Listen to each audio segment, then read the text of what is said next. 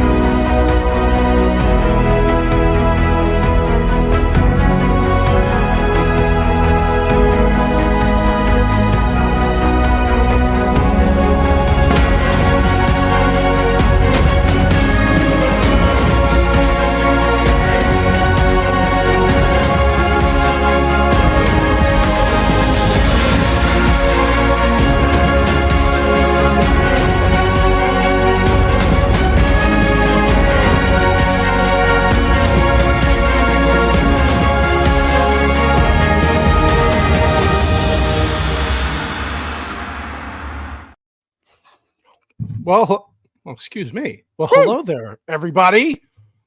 Whitey's not a fan of this movie, so he's sniffing coke. That's how he's going to get through the show. It's spice. Oh, sorry. The spice. Whitey is the one left the Lofty, despite Lofty being the Whitey. So, Whitey, I got Whitey tighties on too. Woohoo! Ooh, very nice. Yeah, Calvin Klein, represent. Um, I can't show you because I'm actually a eunuch.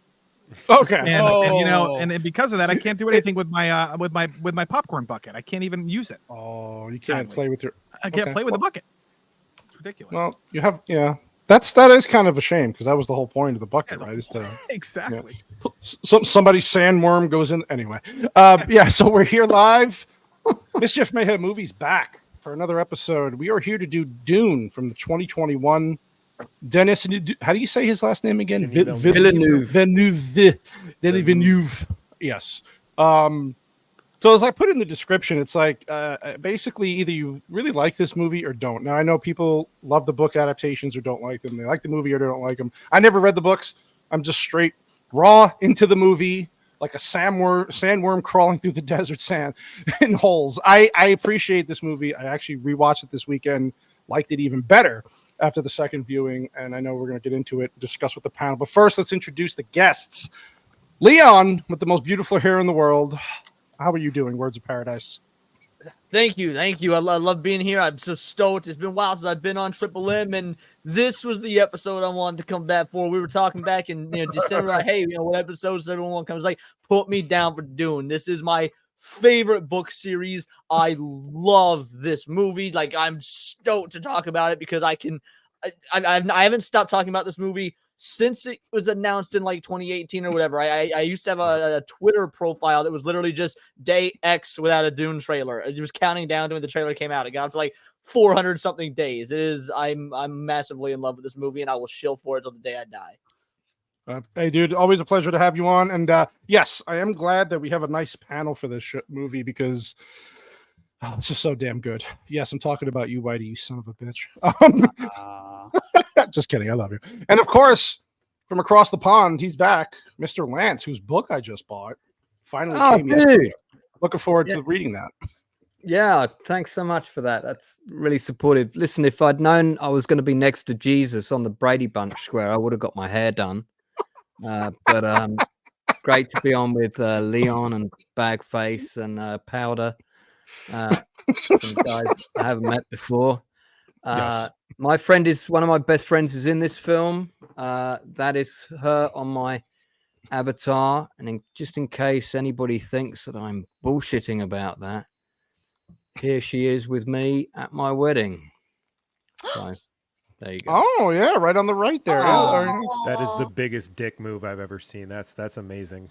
Look at that. She's so Swag. Yeah, well, because of Sharon, I got to go to the UK premiere, and because of that, I got to go to the after party, and I got to talk to Denis Villeneuve on my own for about 20 minutes. Wow. So we talked about David Lynch's Dune, which he's a big fan of.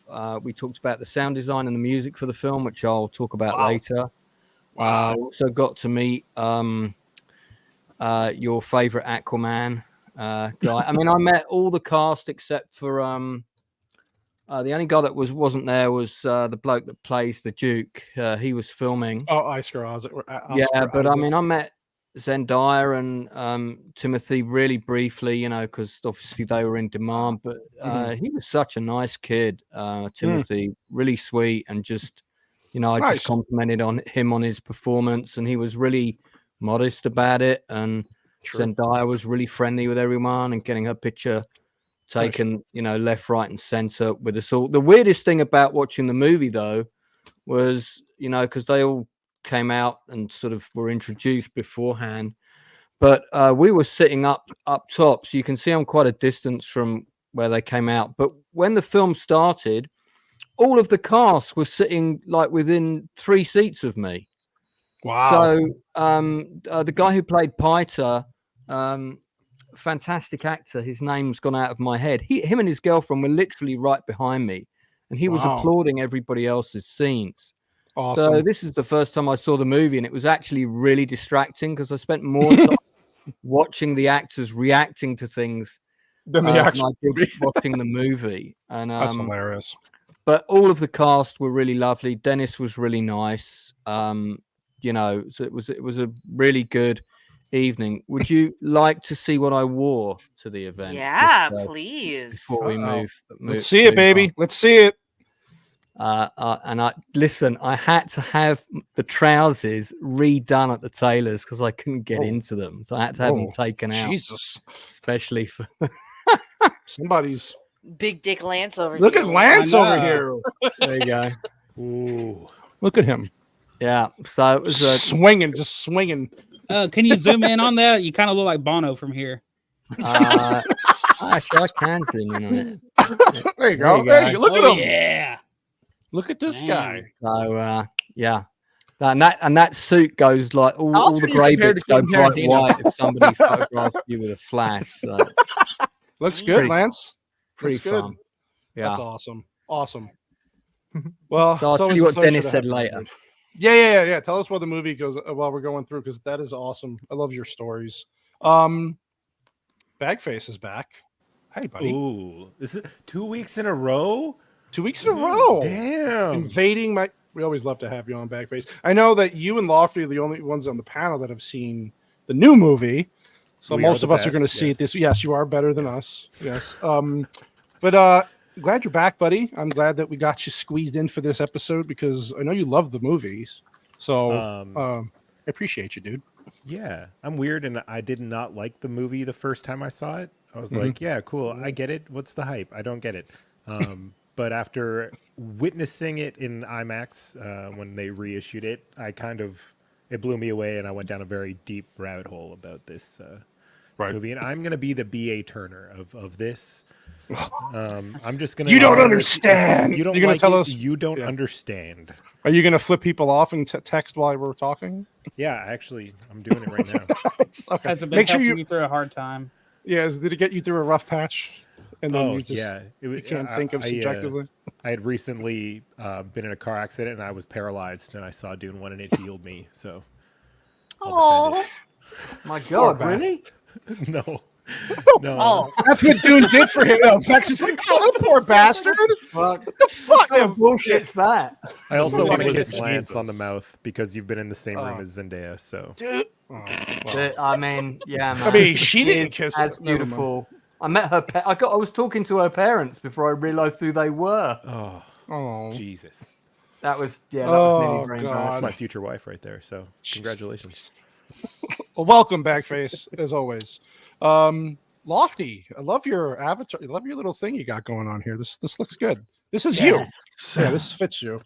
Let your blade what is it again? Let thy blade chip and shatter. I'm coming for you, Paul Atreides. You look like Aang from That's Airbender. what I was about to say. Or even I was gonna add the arrow. And who's then the bald use kid this- from? Oh man, Powder. I died and became ash. I'm Aang, but I died. Jesus. Well, Lofty, it's always a Oh, pleasure Caillou. to have you on the He show. looks like Caillou, the little bald cancer patient child. Caillou. Oh yeah. I'm supposed to be cool like Boston Butler. Damn it. Okay, yeah. Shit. Yeah, we'll You go with ain't that him. one. Make you feel better. Speaking of, hey, Andrew, I'm glad you got the mustache back because I see you for you again. Thanks for coming on the show. It's been a while, buddy. Yeah, I like this movie, so I came. There's the answer right there, people. Oh God! All right, Everybody awesome. said the same thing. Yeah. It's good. It's good. I'm glad. And I then like there's movie. Whitey. And then Oh, there's wait. Whitey. Whitey does not like this movie. Hey, there's me. Hey, everybody. Somebody needs some vitamin D. God. Damn. White Bear, how are you doing, sir? Well, a lot better after the spice. The spice. The spice is gonna. Yeah, I Spice wanted is to good for do you. interstellar travel, and apparently that helps. You with needed the that, so- spice. Yeah. Yeah. Well, buddy, always lovely to have you on with us. And of course, Vex. First time seeing this movie, I missed. I had a big miss on this one. I thought she would not like it, and then I got He called thought an I'd hate autistic it. slut. I I thought fucking she would loved actually it. hate it. She loved it. So there you I go. God, we started- can still be friends. Yeah, I started Mhm. watching it the second rewatch, like before BSEP, and I didn't get through it. But like I liked it so much that I went and actually ordered the first 3 books because I really want. This is like the exact kind of like we did District 9 last week. That is Yeah. my genre of sci-fi. That's the niche that I like, and Dune, you know, it fits in there. But I'm surprised, Whitey. Like I feel bad that Copa isn't here because at least you would have Yeah. someone on your side. But now To agree with you. you're the BA Turner of this stream now tonight, Mhm. unfortunately. Well, he's Yeah, the but reverse. yeah, I'm reverse. Yeah. Vex, do you Yeah. give it 10 big sandworms out of 10? I will come to my rating, and I mean Oh. come later on. She said let's come go. when it came to Arcanum. sandworms. You said you ordered Wait. the book. Just so you know, when you read through them, just when you get to book 3, just know that one's not getting a fucking movie. There's no way No. they're making a movie. That's out what of most the people are third- saying. Out of the third book. Yeah. Like, Is that Dune Yeah, they Messiah or is that the second Yeah, book? they're making it. It's already being written. No, is There's that no but- way they're going to be able No, to there's do a- the stuff in that book and it be palatable for The people. movie? Like, No, they're It's- making a third Dune movie, but they're not making it adapting the third yeah, book, yeah, right? the third Oh, third the book would be the third fourth book. movie. Yeah, the Oh. third book, which would be the Like fourth. Children will of not happen. Dune? Jesus Christ. Like Children Uh, of Dune? already- Yeah, Children of Dune. I'm Oh, already yeah, confused. yeah. I did warn Andrew that or whoever, like there's so many goddamn fucking names and families and houses that I'm a little slow. So I was gonna need help while we scrub through. I'm A little just slow? Yeah. The Atreides, the Harkonnens, and the Emperor. It's not that hard. Yeah, it really isn't. this No, is there's the Imperium, fuck the you all. Empire. And the Sardica. Fuck you all. I swear to God. All right, we're gonna go through. We're gonna go. Yeah, so here we get the beginning of the movie where we have this beautiful deep. Now, if you're listening to this on a good sound system, this kind of just comes right at you, and it scared the dog a little bit. So Oh, that's okay though. It was worth it though. It was worth it. Go ahead, I'm Vegas. just gonna say it almost feels like a crime not hearing this movie while I see it, but I'll accept it. I know what because, you're you saying. I know what you're yeah. saying. I know what you're saying. Yes, Trust can me, if we play were the on a full different movie? platform that allowed it, trust me, I'd be playing through it. And then this is where we get the Zendaya intro. Obviously, she's explaining about her planet, the spice, and the bad people that are coming to take. So, how do we think? What do we feel about the beginning of the movie? I didn't read the book, so I'm just going by what you guys know who have. But comparatively, or just in general, how do we feel about the Well, opening? are we judging the film on whether it works as a movie, or are we comparing it to the I mean, book? if people who have Oh. read the book want to talk about some of the comparisons, fine. Just saying, I don't know how many people have actually read the book. So I have not. Both of them. The intro is Either far one. less dense than the book, but I think that's good for pacing purposes because It's it necessary. yeah. okay, I got what you're saying. I was gonna say, like, because the first, I would say, like 30 to 40 minutes, it does just kind of like dump all the world building info at you. But it Mhm. doesn't feel like it's straight exposition because he works it in nice ways that doesn't feel like it's spoon feeding you everything. So, like, some of the Freeman stuff that we'll learn later, it's like it's because Paul has to study as, a duke and all this stuff. You hear it in the background and it works there. Mhm. This little Fremen. drop. Fremen. Sorry. Fremen. Fremen. Sorry. I only watched it 1.5 times. Oh, I'm retarded. You still can't say words correctly. At least I know the houses after 1.5 watches. Okay. Yeah. Yeah, but you're smart. I'm not. But like this opening where it's just a quick Look at the shot. understanding of what is dictating kind of the political forces and powers in this universe.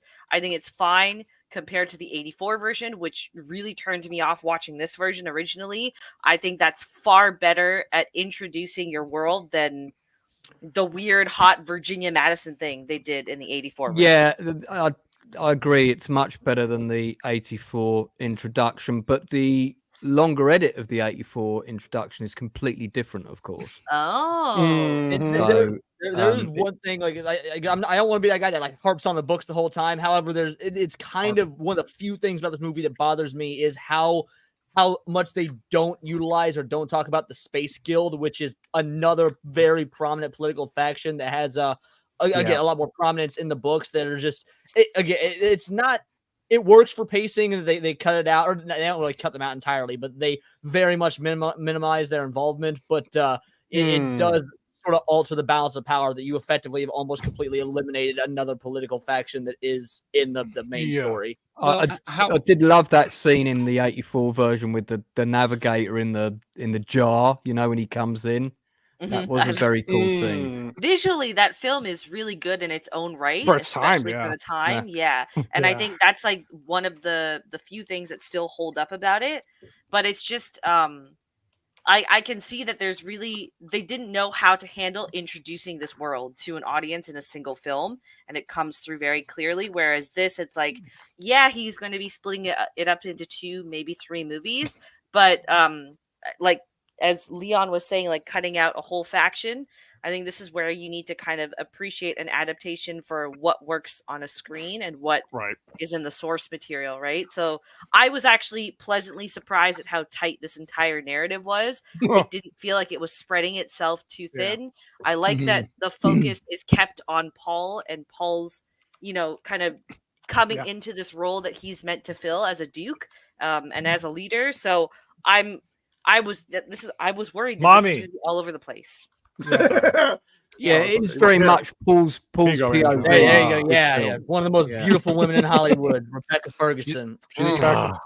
Fallout, and that's such a crime. I saw the London premiere pictures, and I am now 15% gay and 85%. Whoa, only. Yeah, she was really lovely. Very nice in person. God, that ass is out of this world. Oh my god. It looks so good. Oh yeah, that's true. Yeah, she's a good-looking woman. So obviously you get the small introduction with Zendaya talking about her planet, who's trying to attack it, and so they're leaving. And she says the Emperor's called them off.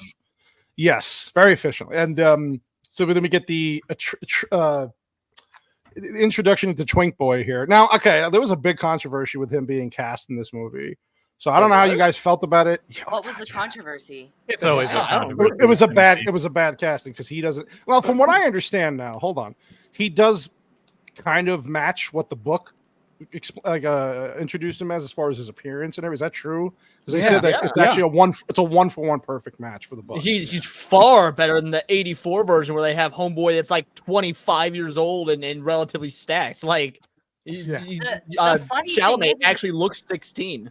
Yeah. The funny thing is that both the actors are the same age for the same character. It's just what's his face looks so much older.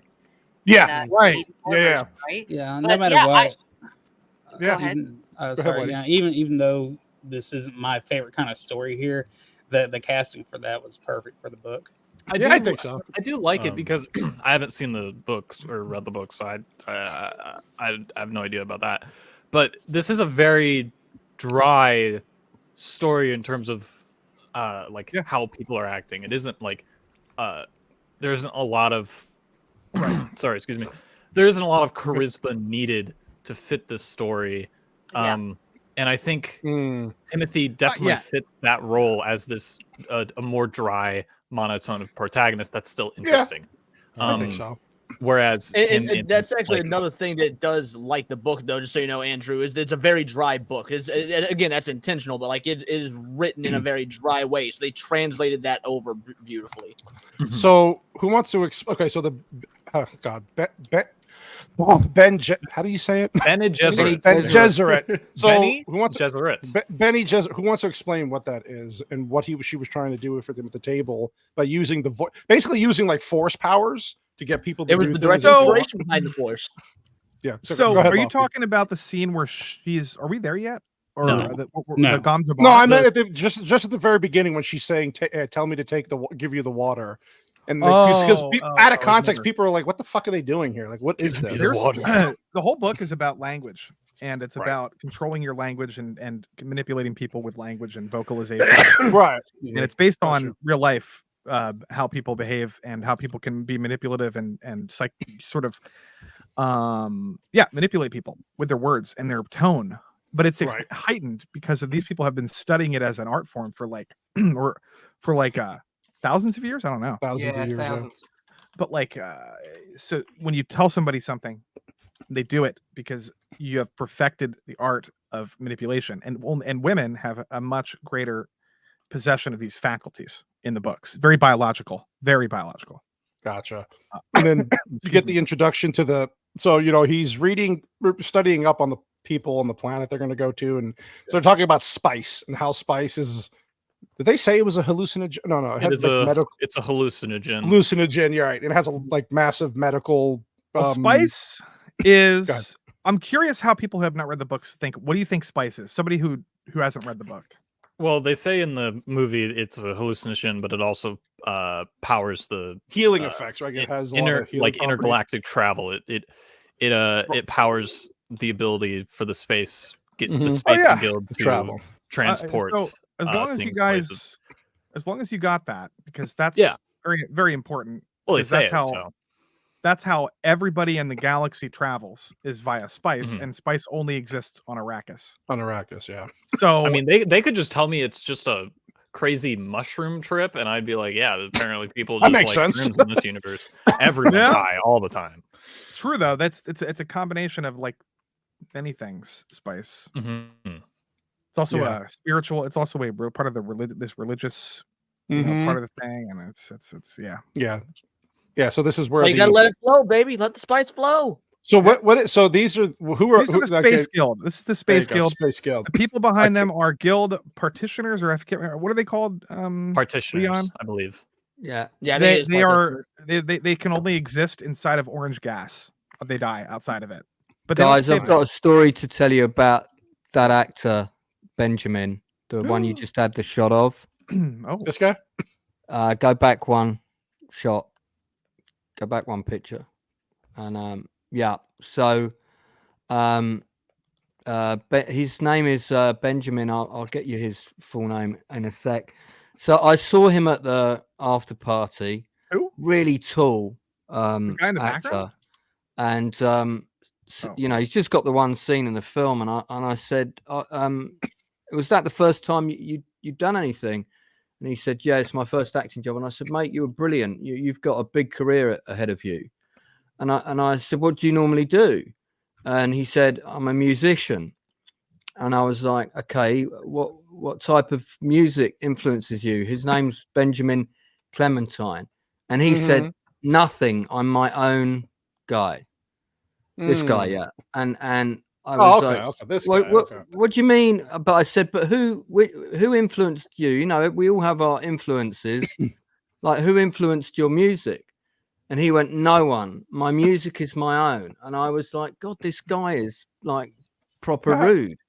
And anyway, when I went back, and I sort of wrapped up the conversation with him and moved on to someone else. When I went home, I looked him up on YouTube.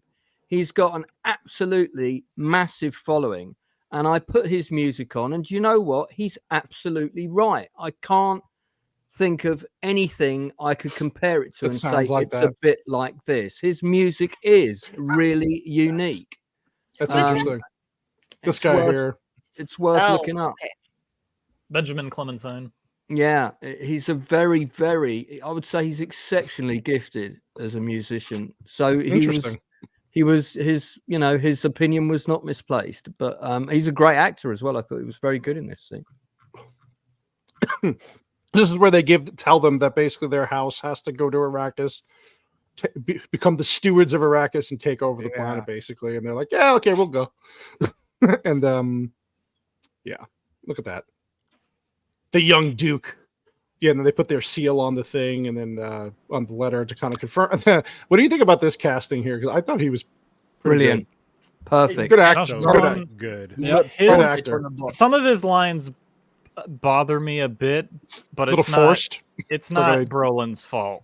So is it the acting, or is it like is he forced? Is he overacting in some people think he was overacting in this movie a little bit? Sometimes it feels like it, but from knowledge of the books, that character is pretty intense. Okay, so it but makes sense. I think in this, I think it's just some How of the they were dialogue. directed. Yeah, directing and some of the lines that he's given feels. It's mostly just some over exposition. That's Okay, like I see what you're saying. that shows I up think like he's much better than Patrick Stewart from the Dune Yeah. '84. Yeah. I just This like is- the way his take on the character is just much more interesting. It's more we get to- grounded as well. It's, Yeah. But again, it seems like the take that that they were going for with that other one was a bit more cartoony than serious. So I quite enjoy the style. I really did. Yeah, I love this movie. Oh my god, I love this movie. What do we think about Duncan, Idaho? First of all, he what is a name! the coolest Ah, character Mhm. to ever exist. Oh, Number okay. one, The name alone, dude. number one, his name is Duncan, Idaho. It's fucking Number bad. two, he drifts every vehicle that he drives or pilots. Every yeah, time yeah, he yeah. has the ornithopter, he's drifting it. It's in every scene that he's in. He's practically in just a Fast and Furious movie, which I guess Yeah. he is. So yeah. No, you're right. So Number two, yeah, go. he dies like a badass. All right, he's just cool. Oh, yeah, it does like 100%. That's 10 out of Yeah. 10 character. He's the best character. It's the only flaw with the second one is that I don't know if he's going to show up or not. So this was where he told him he had a dream about him dying, right? And he's seeing basically the future, and it's why he wanted to go ahead with him earlier than everybody else Yeah. to the planet. But yeah, that wasn't going to work out. But I guess Duncan is my favorite character in the books, but by and large, Duncan is my absolute favorite. And while I don't blame Momoa for this, there is a bit of a problem with this movie in that it doesn't do a good job of explaining Gurney and Duncan's roles together. I don't think they even really share very many, if any, scenes together, or they don't have a lot of dialogue. Duncan has a lot cut out. Duncan has a lot. Does he? Duncan is like while Gurney is they're basically both Duke the Duke's best friends, his confidants, the top two bodyguards, but they are very much a yin and a yang. While Gurney is like the mental center of like, hey, we do this efficiently. Duncan is more the emotional, erratic. I'm going to do what's right because it's the right thing to do, whether he thinks logically about it. And because we don't get to see those sort of interactions between the two, or see Duncan have his more emotional outbursts, I actually think this is one of the few weaker points in the movie. But it's still, if that's the worst you can do, is say, hey, it's slightly less good than the book version. That's still a fucking plus. Yeah, it's perfect for a movie. It works the way it works well as a movie. The point of the problem is like you just don't know that there's more context to Duncan. Right. They have great chemistry, those actors as well. They make so much of what they've got, and what they've got is not a lot. You're right, but the audience were cheering every time Duncan came on the screen because he was so He's cool. I do charismatic, like yeah. Richard Jordan, who played him in the '84 version, because he's just a phenomenal actor. But again, very different take. We talk about how Oscar Isaac is such a good actor. I love Oscar Isaac. He was very underrated. He is underrated, man. This guy, everything I've seen him, I'm like, wow, he's really good.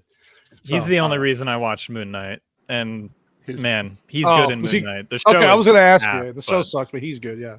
He's the only reason I wake up in the morning. Well, you know what's funny about this?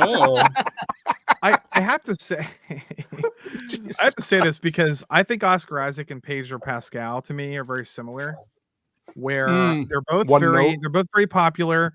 They're both in a lot of things, but for some reason, Pedro, I think people are coping and just because they don't like his politics, but people are like, Pedro's in way too many things. We're tired of seeing him. Meanwhile, Oscar Isaac is in Dune, Star Wars, Moon Knight, and Spider-Man. And it's like he's actually in more things than Pedro. But for some reason, everybody's tired of Pedro. I don't understand it. I think it's because Oscar underplays a more diverse group of characters. Like, yeah, he's in more things, but it's always a completely different performance. I'm gonna be real. I haven't liked Pedro since well before I even knew what his fucking politics were. I've always thought he was very one note. So yeah, they're similar. But I think Joel is completely different than his Game of Thrones character.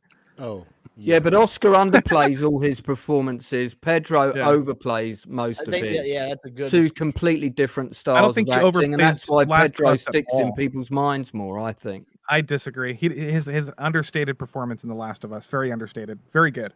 Hold on. No, I got to push back on that. Last of Us, you mean the show where his accent flipped halfway through every episode? Yeah, that's not overstate, man. That's not overacting. That's I don't even know. I'd say that's a failure. That's just crap acting. Yeah. That's crap acting. Not only that, but No. he kind of fails at being like a pretty decent father figure or even just filling that kind of role for what for where the story is supposed to lead. So if anything, I would argue that The Last of Us is probably Pedro Pascal's worst performance, and if anything was like a reason for me not to bother watching any more of his stuff. I absolutely hated him as Joel. I knew from day one that was a miscast.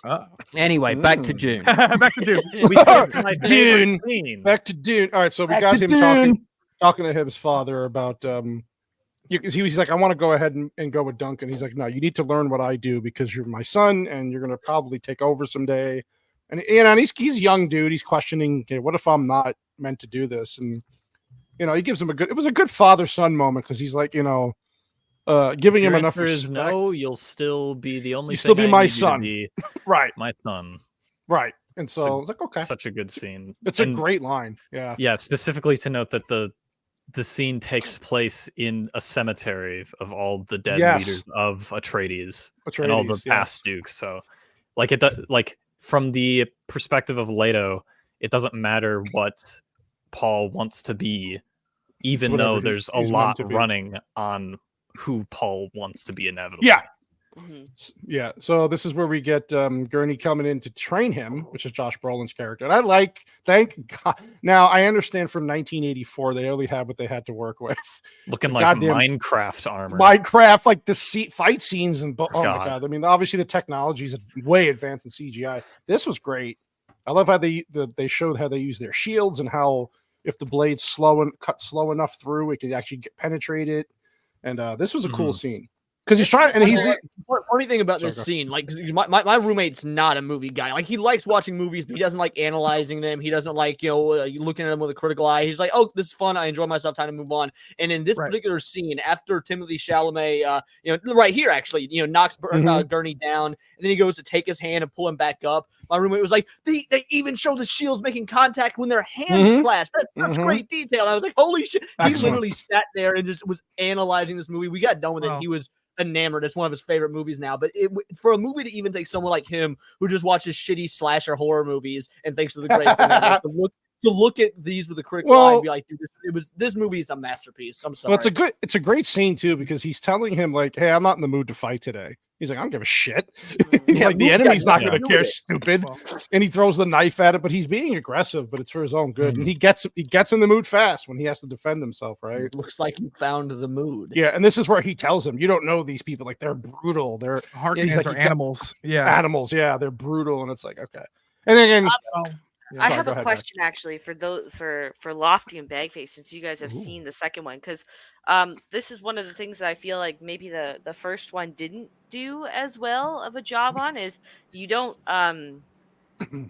you don't get a full idea of just kind of like the rage and kind of dissatisfaction the Harkonnens.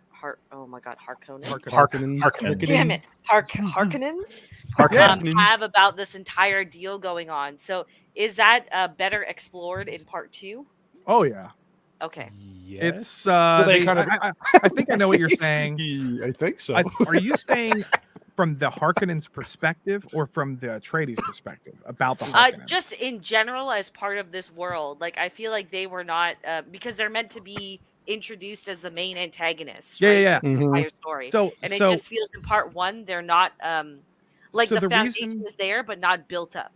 Okay, so the reason for that is because, and you know this from the movie, from the first one, is because they're ordered to pull back, and they have to. They can't really do much until essentially the end of the movie.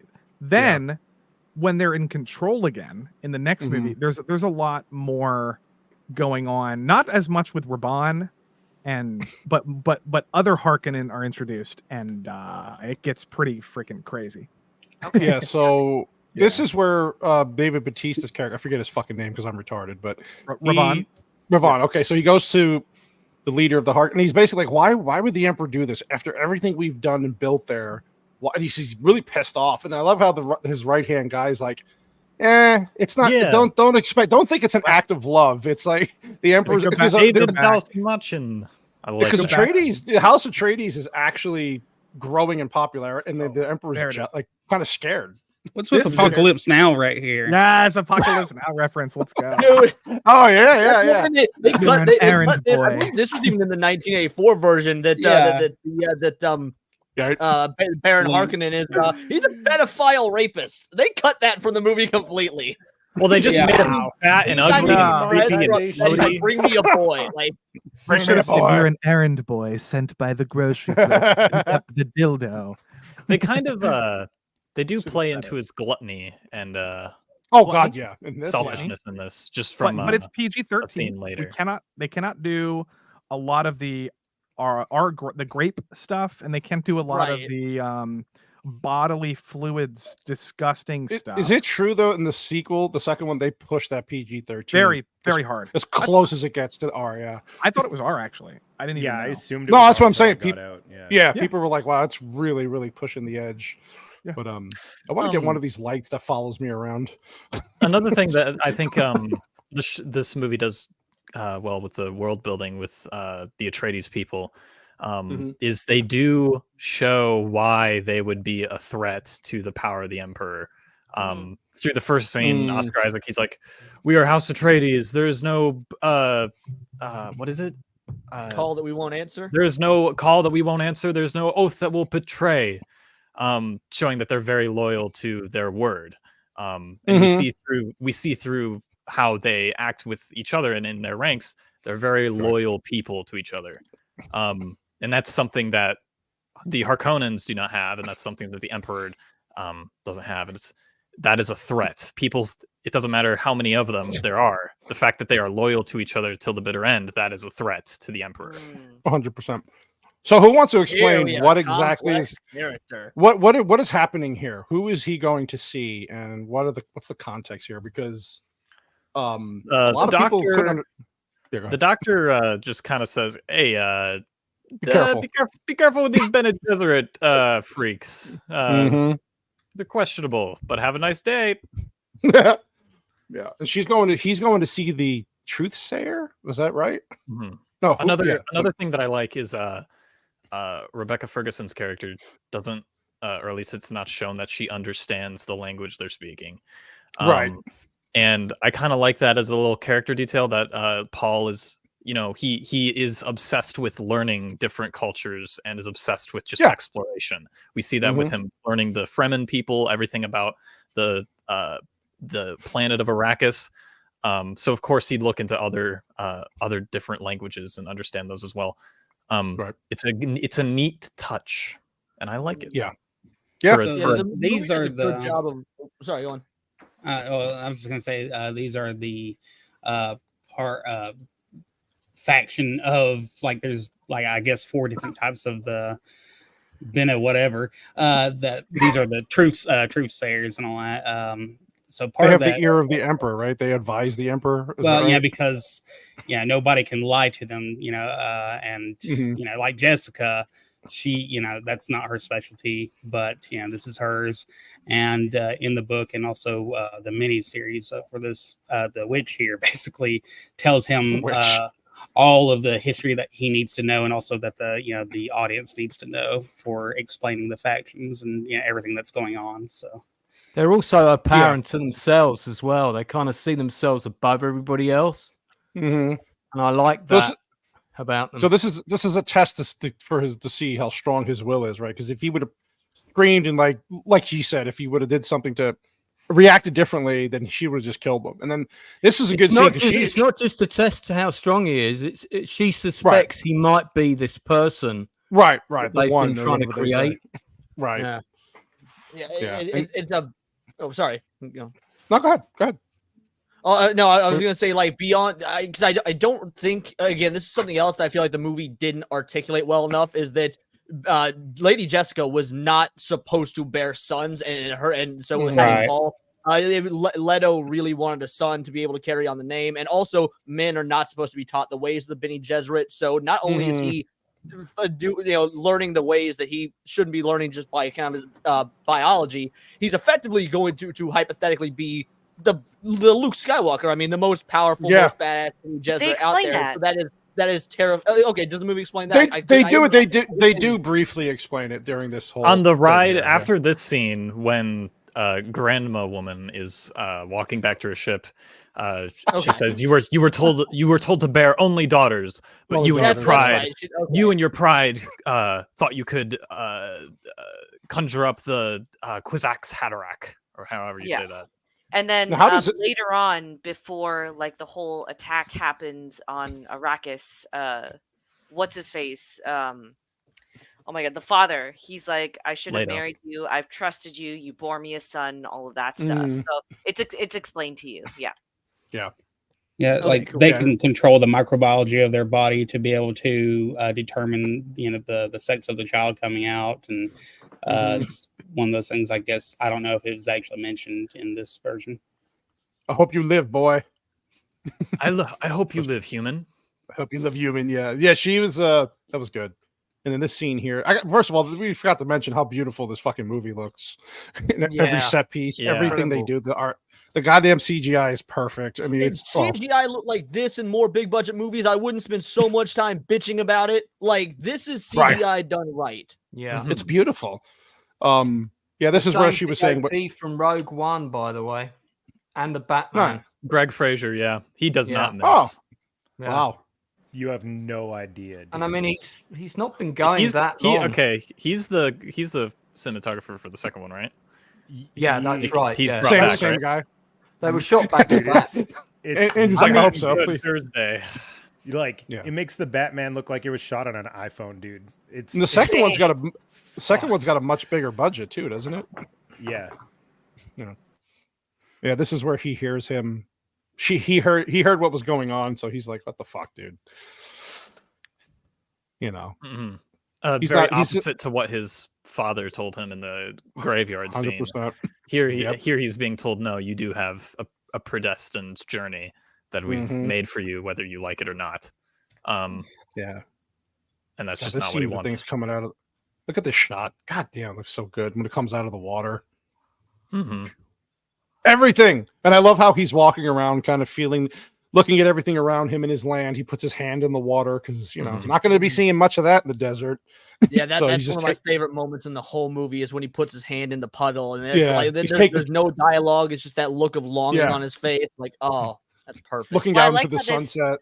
This parallels also a vision that he has twice later on, Yeah. where that Yeah. same hand comes out and it's covered in blood instead. In Blood. the desert, Hmm, right? Look at you. So Yep. I thought that was cool. I did see like a lot of people complain online about how drab and desaturated this film looks.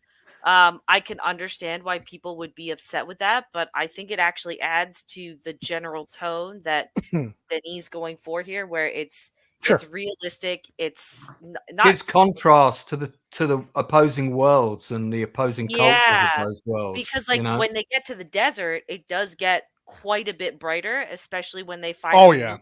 the Fremen at the very end of this film, right? So I think it actually it contrasts really nicely, despite what It's It like has a lot of Mexico in any movie, you know. it's got a lot of brutalist aesthetics to it, like the city on Dune, very brutalist. The costume design very monochrome, very texture focused rather than color. Yes. And I think it pulls it off really good. There's the concept artist on Twitter. I forget his name, but man, I'm gonna have to find it. But his concept art for these movies is incredible. Yeah, fantastic. I can imagine. Yeah. So the Lisan al-Gaib is their Messiah. Lisan al-Gaib. That's like Gaib. So these are like the very religious, people who are expecting a Messiah to come, and so they start chanting because what does she say in the plane? Like it's because they see the mother and the son together, and they think it's a sign, right? The Bene Gesserit has already been on Arrakis, like with the Fremen spreading the prophecy and like saying that, they're kind of like preparing them for Paul. Propaganda. Well, they weren't prepared. Yeah, kind of.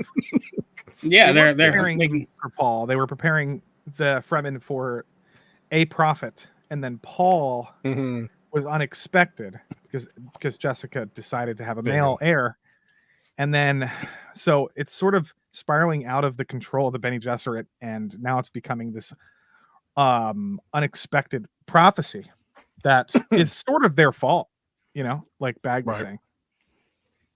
But yeah, I mean, I think it works. But that I don't know. Yeah.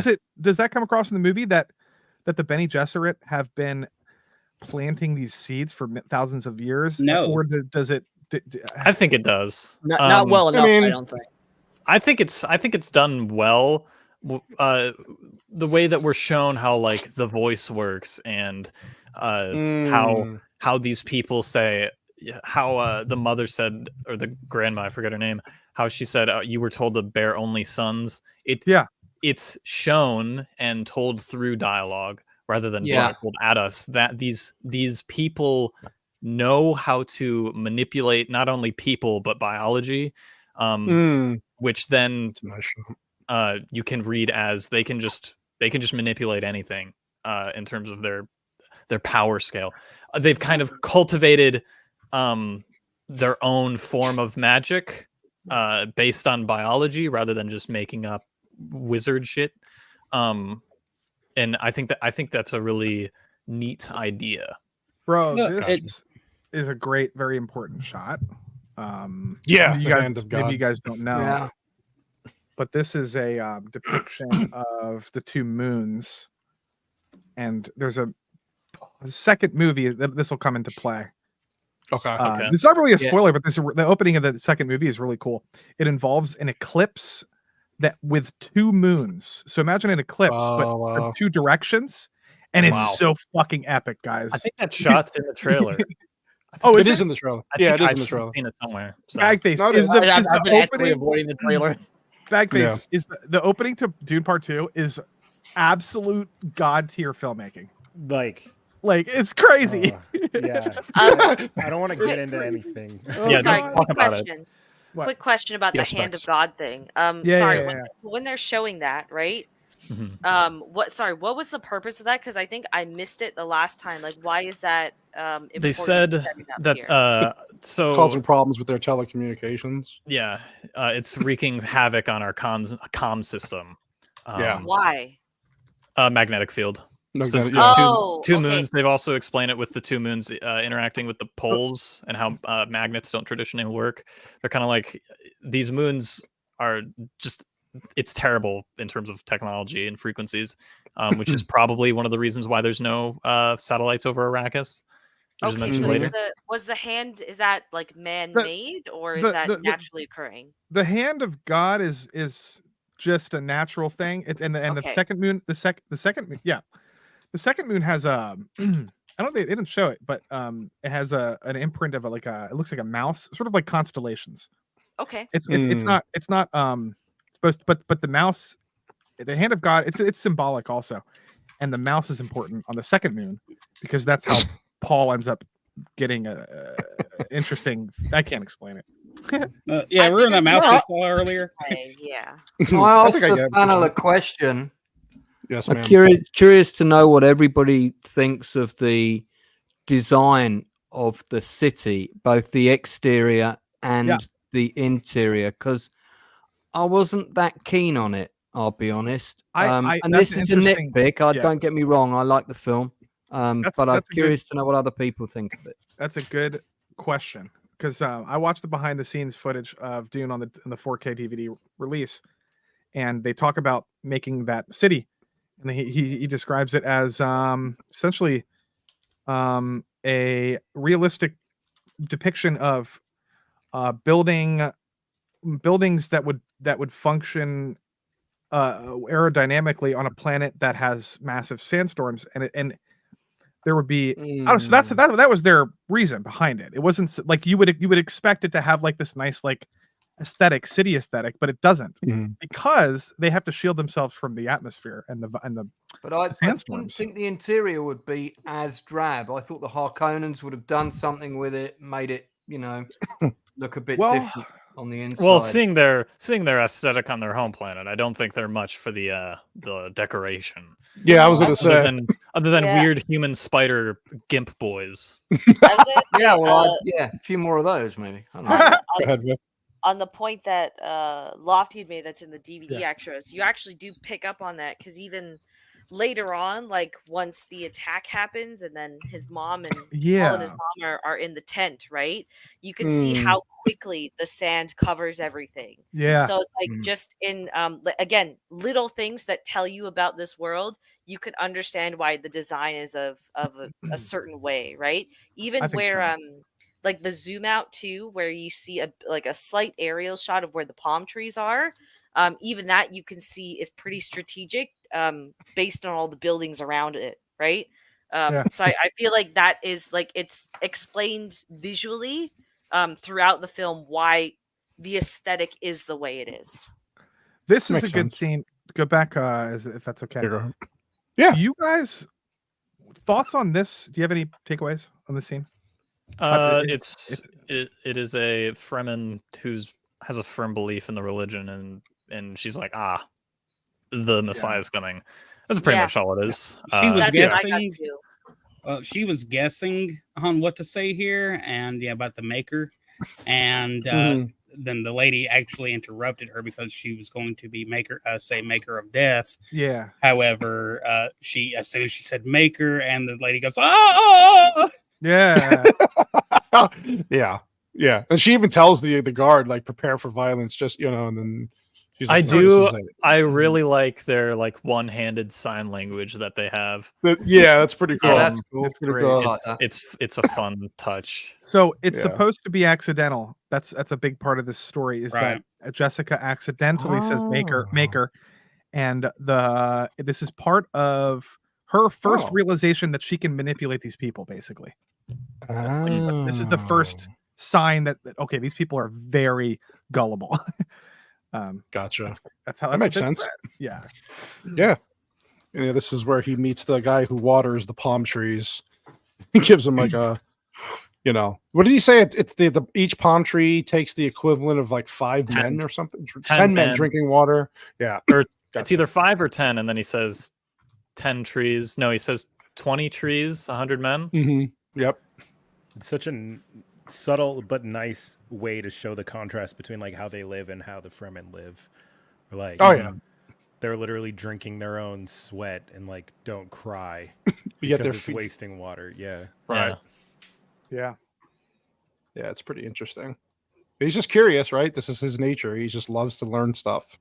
So little organism called the sandworm. Yeah, that sandworm fucking scene. All the sandworm scenes in this movie are fucking spectacular. But this really reminded me of Egyptian culture, like hieroglyphs on the walls, and telling stories through paintings and that. Well, that's kind funny of thing. because the Fremen are descendants of the book of Sunni Muslims in Egypt. So good job. No kidding. There you go.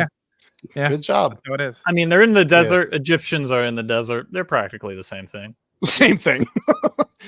Yeah, this is where the little spy mosquito looking fucking robot thing comes in to the room, and he So this hides is- behind So his thing. I was getting a drink when you guys were talking about the Gom Jabbar, but this is a parallel to that, right? So he has to once again control his body emotion and his mind in order to avoid getting stabbed by a pointy thing. Exactly. Again.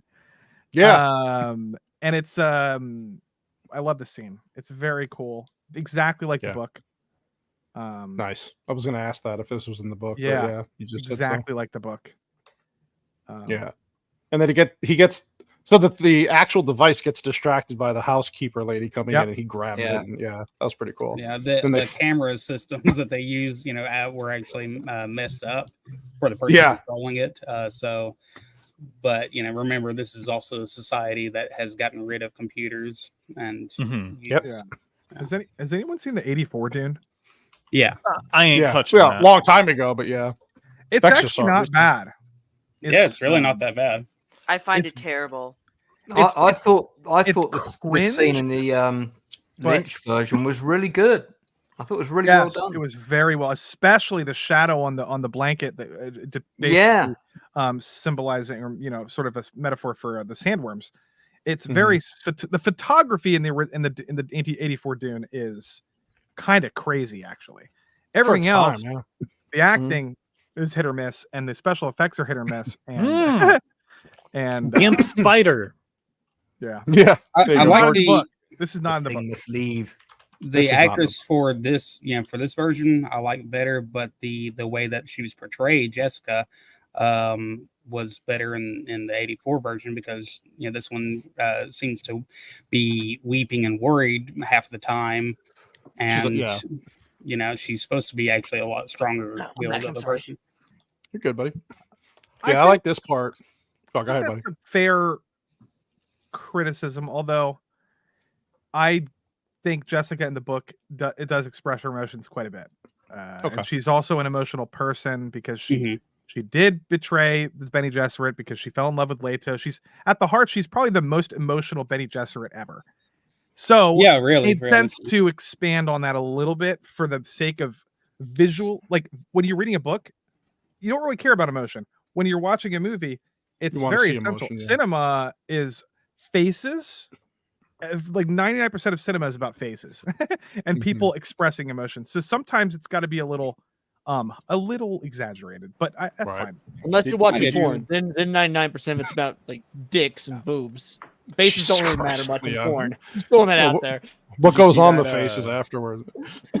Denis Villeneuve did an interview today where he was talking about how he doesn't even care about dialogue in movies, and that everybody's taking that out of context, man. I agree with like the context that he gives, which is like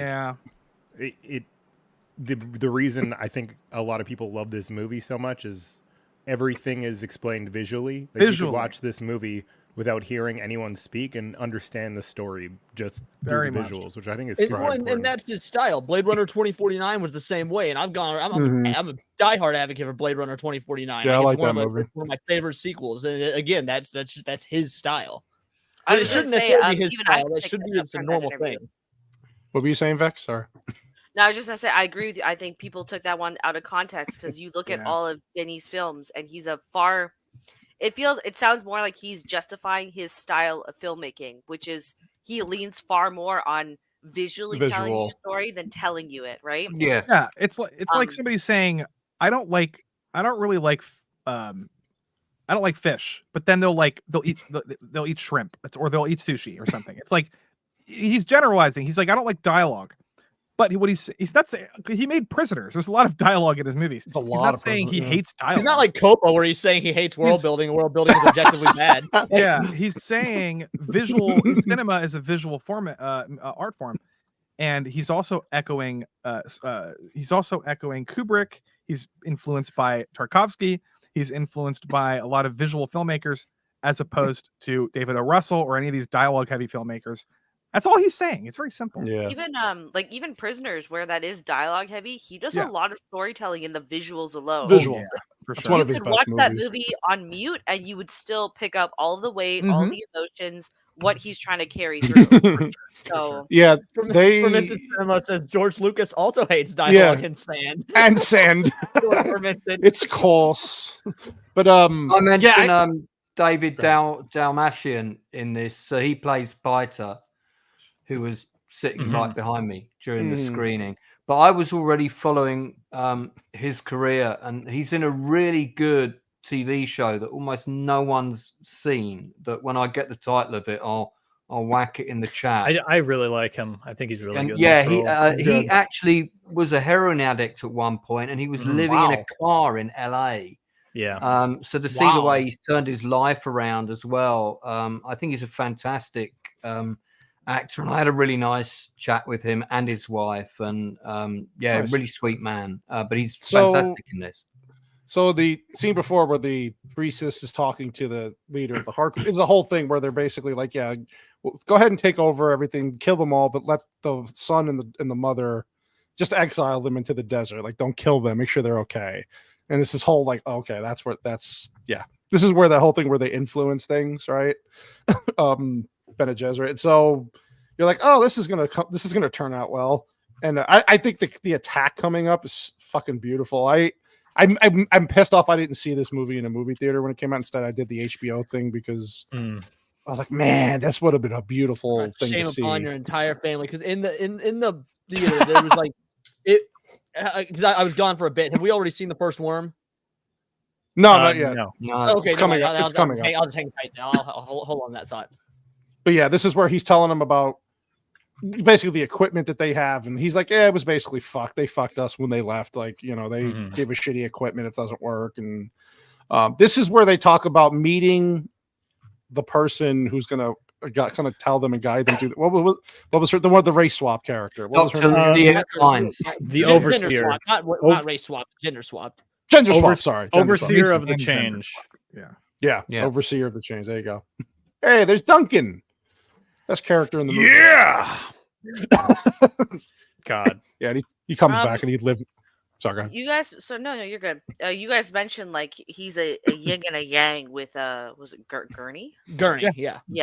Good. There you go. I actually picked that up a little bit because the way he's introduced, like being almost like a confidant and like a bro to Paul and all that stuff, and then his death at the end, it feels like there was a lot cut from that character. So the full scope of the relationship or even his influence on Paul isn't. I mean, it's felt, especially in the way that he dies, but you don't get the full like breadth of just how close they were. So I like, says someone not familiar with the source material, even I could pick up on that. He's not dead, really. Quick aside about how awesome Duncan is. I could be misremembering something from the book, but basically, when in the book when the attack happens, Duncan's drunk off of his ass, and so he's still a capable, badass fighter who saves as many people as he can while fucking blackout drunk fighting off the Sardaukar and whatnot. Like, what a bad Duncan gets drunk and goes to Lady Jessica, and there's this whole thing about betrayal, about somebody, Leto was pretending to think that she was betraying him. There's this whole subplot that Duncan Idaho sort of accidentally reveals because he's drunk, and that it's just all gone. But like, I'm just happy that I'm happy that they did a couple good scenes with Paul and Duncan to establish that they're close friends. Yeah, you got a much better death One of scene, the, which we'll come on to later. One of the jokes when he lands is it's because the ornithopter's going and they can't hear each other at all. Duncan says, you grew a couple inches, and then Paul says, you smell much worse. Like they have no idea what each other are saying. Yeah, honestly, the comedic moments in this movie land well in general that come from, because I'm not a big Momoa fan, never have been, but when he's all like, hey, you put on some muscle, and Paul's like, really? He goes, no. Like, that sort of levity it's done just well enough to let you crack a smile, but doesn't break your immersion into the film. Even this is where we get Javier Bardem. Stilgar, is that his name? Stilgar. Yeah, Stilgar. They meet him. I like how their whole rituals to spit, and they're all looking at each other like, what the fuck? Yeah, that's well done. I like that. It's pretty funny. Yeah, but he's basically like, listen, the desert's ours. Go get your spice, but don't cross into the desert. And he's like, well, I kind of can't promise that, because if the emperor wants me to do something, I have to. But he's like, yeah, I'm not gonna govern you. I don't give a shit. So, And he's like, okay, fine. That is very honorable. I must go. Yeah. Now. That is all I want to say. Yeah.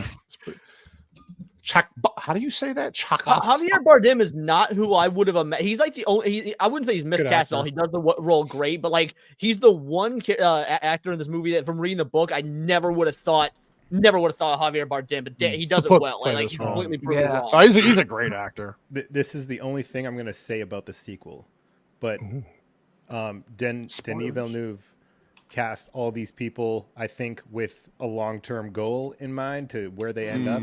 I hated Timothée Chalamet as an actor. I thought he sucked. I thought he kind of sucked in this movie. I thought he sucked in every movie. He is god tier. He goes, I've heard that. Yeah. In the second one. Yeah. He has an eye for like where characters are going and is casting like very three-dimensional actors, which I thoroughly enjoyed. Wait, so you liked him in part 2? Oh, he is good. I did too. Yeah. Especially towards the end. Especially in the bit that you're not going to tell us about at all. Excellent. No! Shut up! Like, bro, his presence is crazy. He seems like a twink, and then he turns into like. And then he's like stop, he's like stop, what? Whoa! His range is madness. I can't believe he did Wonka this I've heard year that. and this. I've heard that. Yeah, it's Wonka. It's oh, nuts. thank you, Jamalama, for becoming a member to the channel. Honestly, well, I haven't heard anything necessarily good about Wonka. Granted, I've only seen Mama Sasquatch's review. I haven't watched really anyone else's. I could actually see him doing a Gene Wilder style character like Willy Wonka. So while the movie might I thought he was really good in Wonka. I'll say absolutely nothing like Gene Wilder. I watched. not. I haven't watched all of Wonka. I've watched about half of it.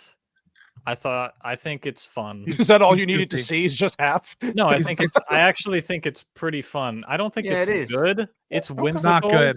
It's goofy. It's whimsical, and I kind of like it. Not as bad as you would have maybe imagined. No, it's not as bad. I thought it was going to be terrible. I thought it was torture. I want to say one thing about this. I hate it. Anybody? Yeah, this is pretty accurate for where I live. And then as soon as the sun comes up at a certain time of year, it will be 120 fucking degrees. So I reckon I was set in Arizona. I was like, oh yeah, I kind of remember. That's about July here, so that's cool.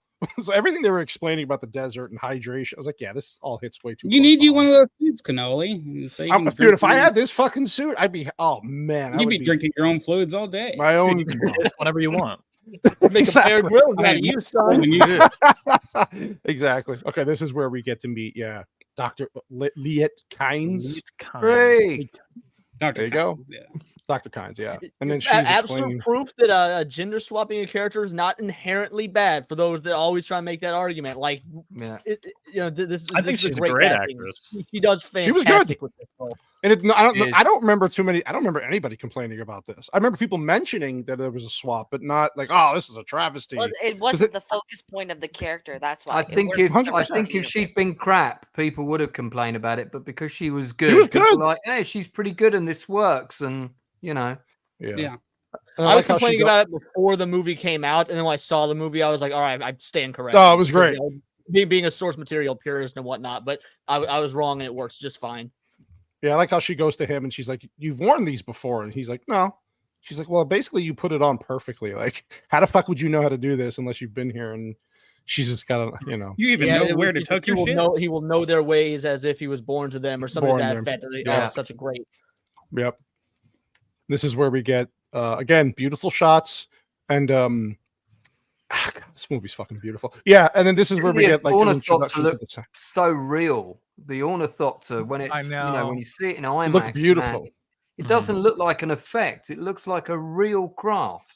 Have you seen the YouTube video of the visual effects guys reacting to the ornithopters and how well done they were? Like Corridor Crew does a great video on this. Yeah. Corridor Crew's coverage on Dune is really, really good. Yeah. She's also talking about how how the sandworms can affect. So they sent, what's the device again that they send over to grab the thumper? Yeah, and it's fucking crazy. So of course immediately there's an issue when they try to put it on, and one of the things doesn't latch on, and the sandworms the carry on. Yeah, I'm sorry, the carry on. Yeah, on top of the thumper, right? The contact, yeah. So No, it can't so make the contact. the spice harvesters can't move. They can, but Right. they're carried by balloons These or things. carriers. The thumper is the thing that makes noise for the sandworm. Like the Yeah, bum, no, we got- bum, bum, bum, bum. Oh, That's a thumper.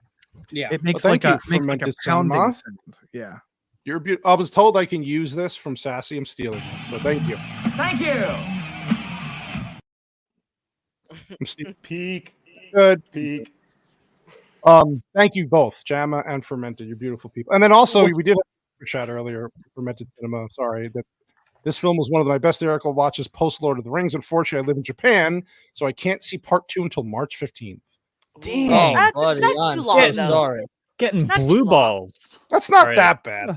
Sorry. Yeah, go it's only 2 weeks. It's only 2 weeks. That's not too like that Well, could be that's like 2 weeks. Oppenheimer. Yeah, but that's Listen, 2 weeks of that's a lot of watching like spoilers. channels like all of ours where we talk about movies Yeah. and having Listen, just, yeah. having just hold out and be like, oh fuck, I can't watch That's this 2 video. I more can't watch-" weeks of not being able to see the movie, and that's torture.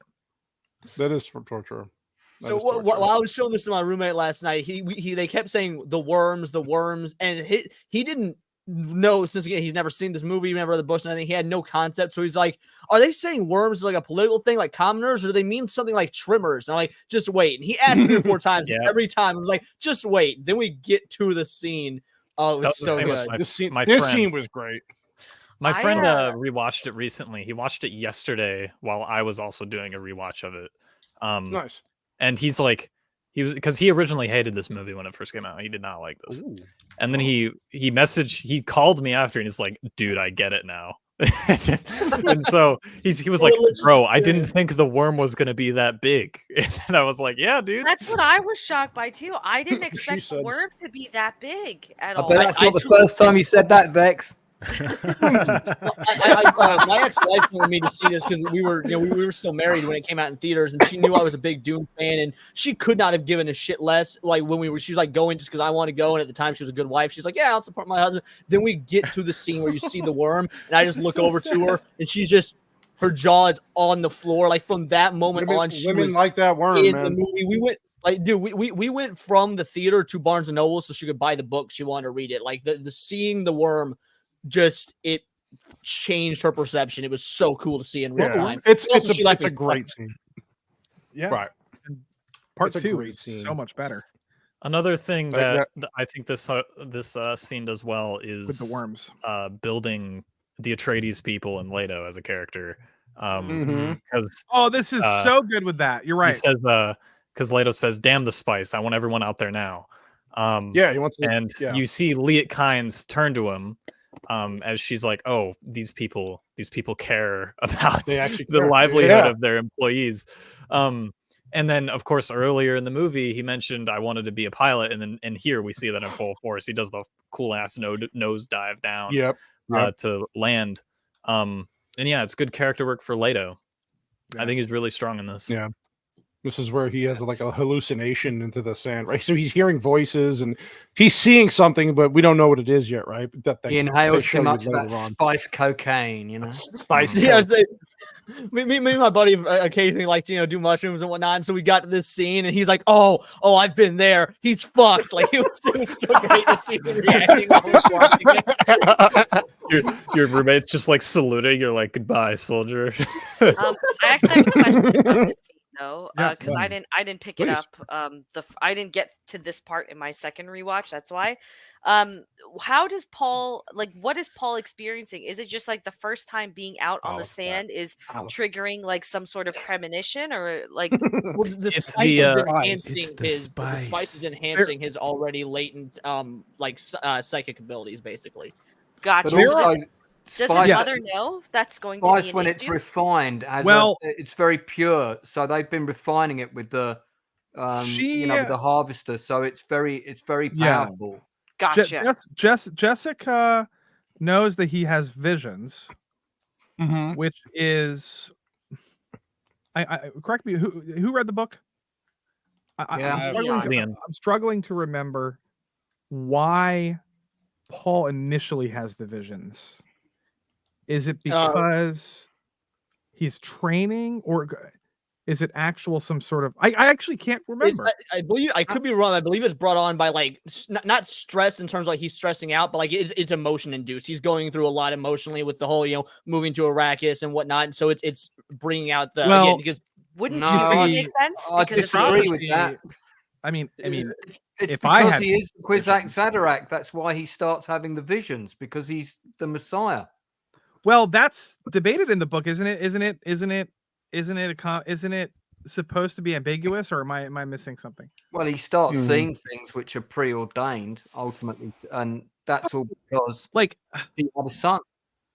yeah, right, but he does. What I'm saying is he doesn't start seeing those things until he starts going through these sort of life altering life altering changes and whatnot. And that's why it was always my interpretation. I mean, I could be 100% wrong, but I always just assumed that like, oh, his visions are getting stronger and more pronounced now that he's going through these life changes. Like Yeah, he's they get 16 years they old get and more it- vivid. That's true. I agree. Right. It's like a coming of age for him, in which really hits harder whenever his father dies. So Yeah. his I powers like are this getting part. stronger. Yeah. I like this part when he gets pissed at him because he cares, right? He knows that he's the Duke's son, right? He's got to live, so he's like, he can't take chances like that. You have responsibilities. Like you can't just do what you just did, and then he's trying to tell this chick here, like, hey, listen, it's obvious to see that they left us in these shit conditions. And she like warns him, like, hey, you know what? Just take care of your family. Like, please. It's pretty wild. And again, they got this fucking I wish that they The had stuff- had more of the conversations between Jessica and the doctor here, because the doctor. Yeah, people. that kind of actually makes you care about him and his situation. I actually Yeah, thought 'cause- the Doctor was better in the '84 version.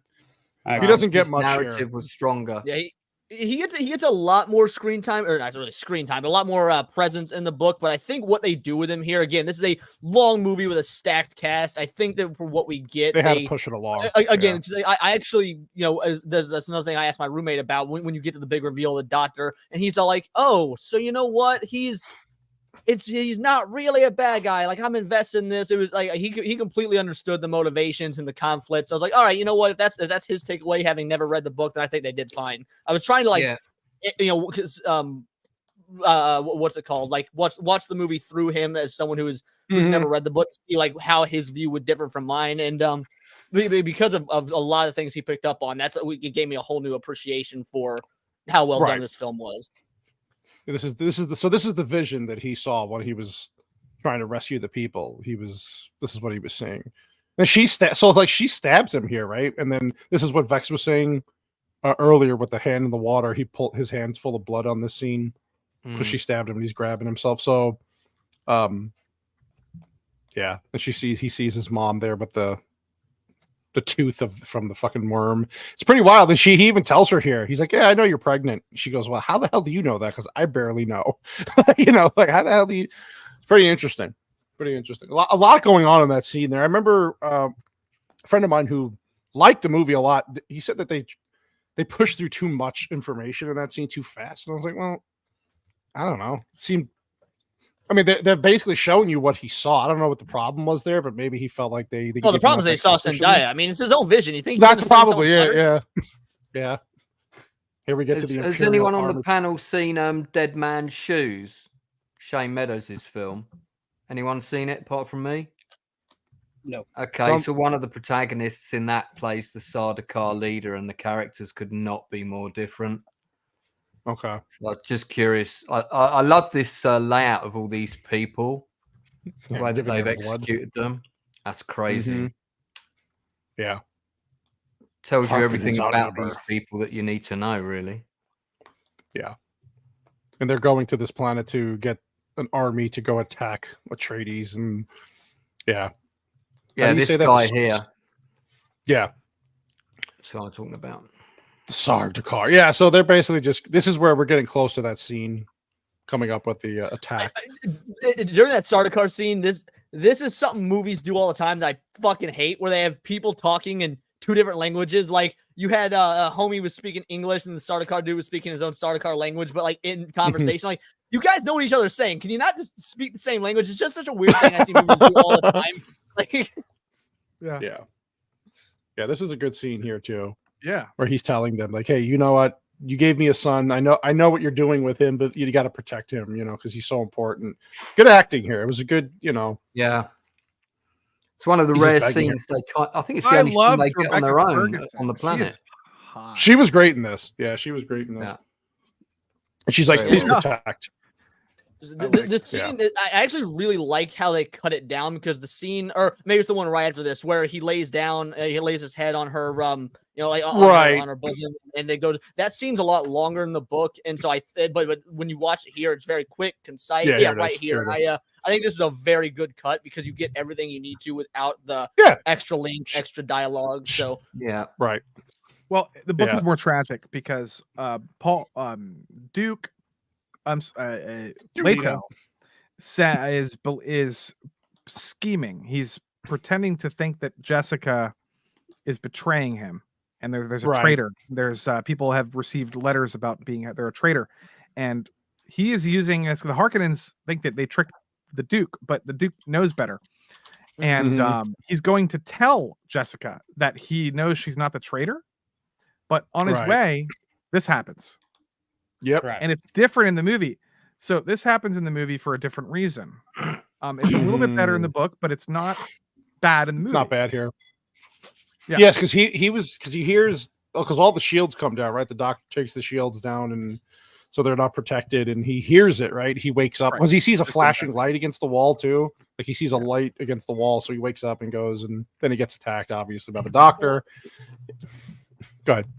While Gurney is on screen, I gotta ask you, Backface and Laffy, because it's not really a spoiler story wise at all. But we were robbed in this movie of not seeing Gurney play music. Do we get that in the sequel at least? Please tell me we have a scene a little bit, not much, because that is such a component of his character in the books, is that he is the quintessential warrior. But he's got a bit of a poet inside him, and that small, soft side of being the warrior poet is so great that we didn't get in this. I'm so bummed. We get it, but it's very, very quick. It's very short. It acts as like a transitional thing. But it's there. It's there. It's just there. I wish you're right. Like Lord of the Rings is so good with this.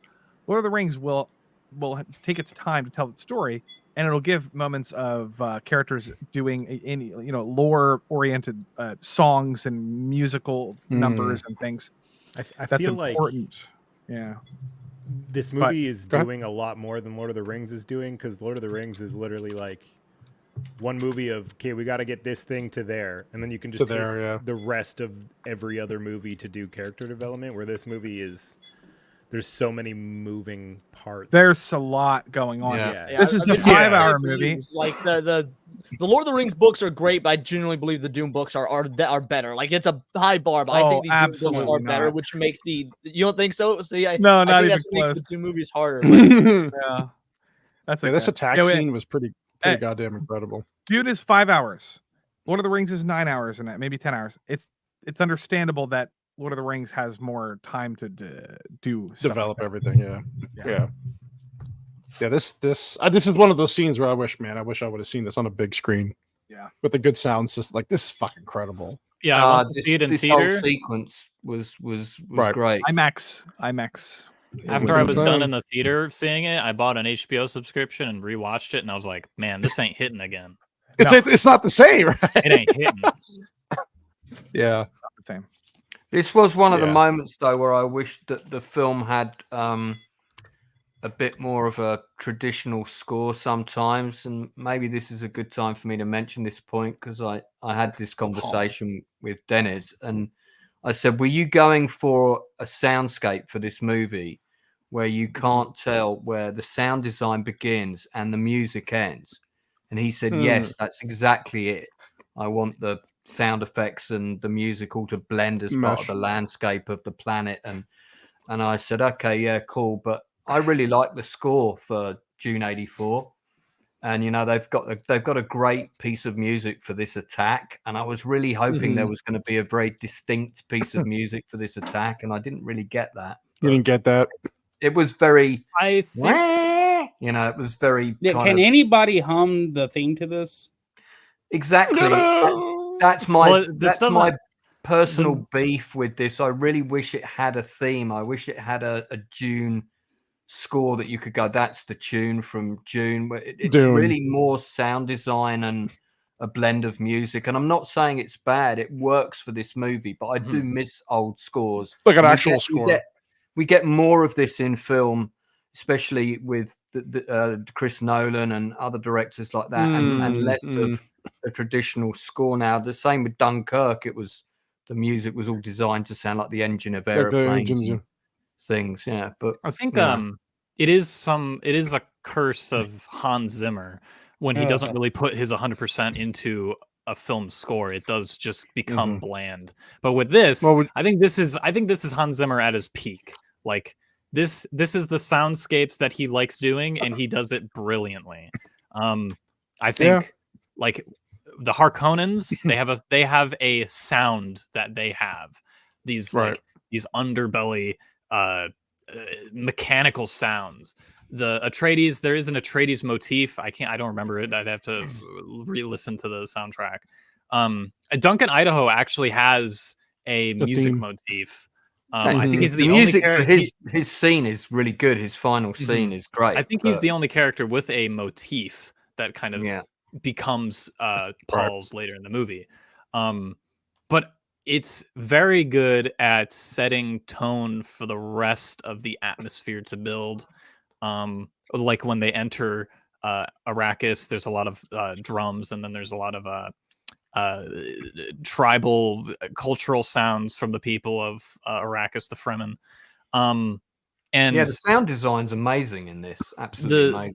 I think, especially with this scene, I love the music for this because the atmosphere felt like just the fall of Atreides, like the fall. It feels like if you were to put a song to the burning of the Library of Alexandria, this song this would be it. That is what it is. That's that is really how good. It feels. Wow. Well, damn, man, I didn't know you were that old. Yes, I may look 12, but I'm actually 5,000. I have a mustache though. I've lived a long life. 5,000 years. That's a really good point, Andrew. I never would have thought about that, but it does make sense. Well, like as soon as Leto says I should have married you, it's like, oh, it's over.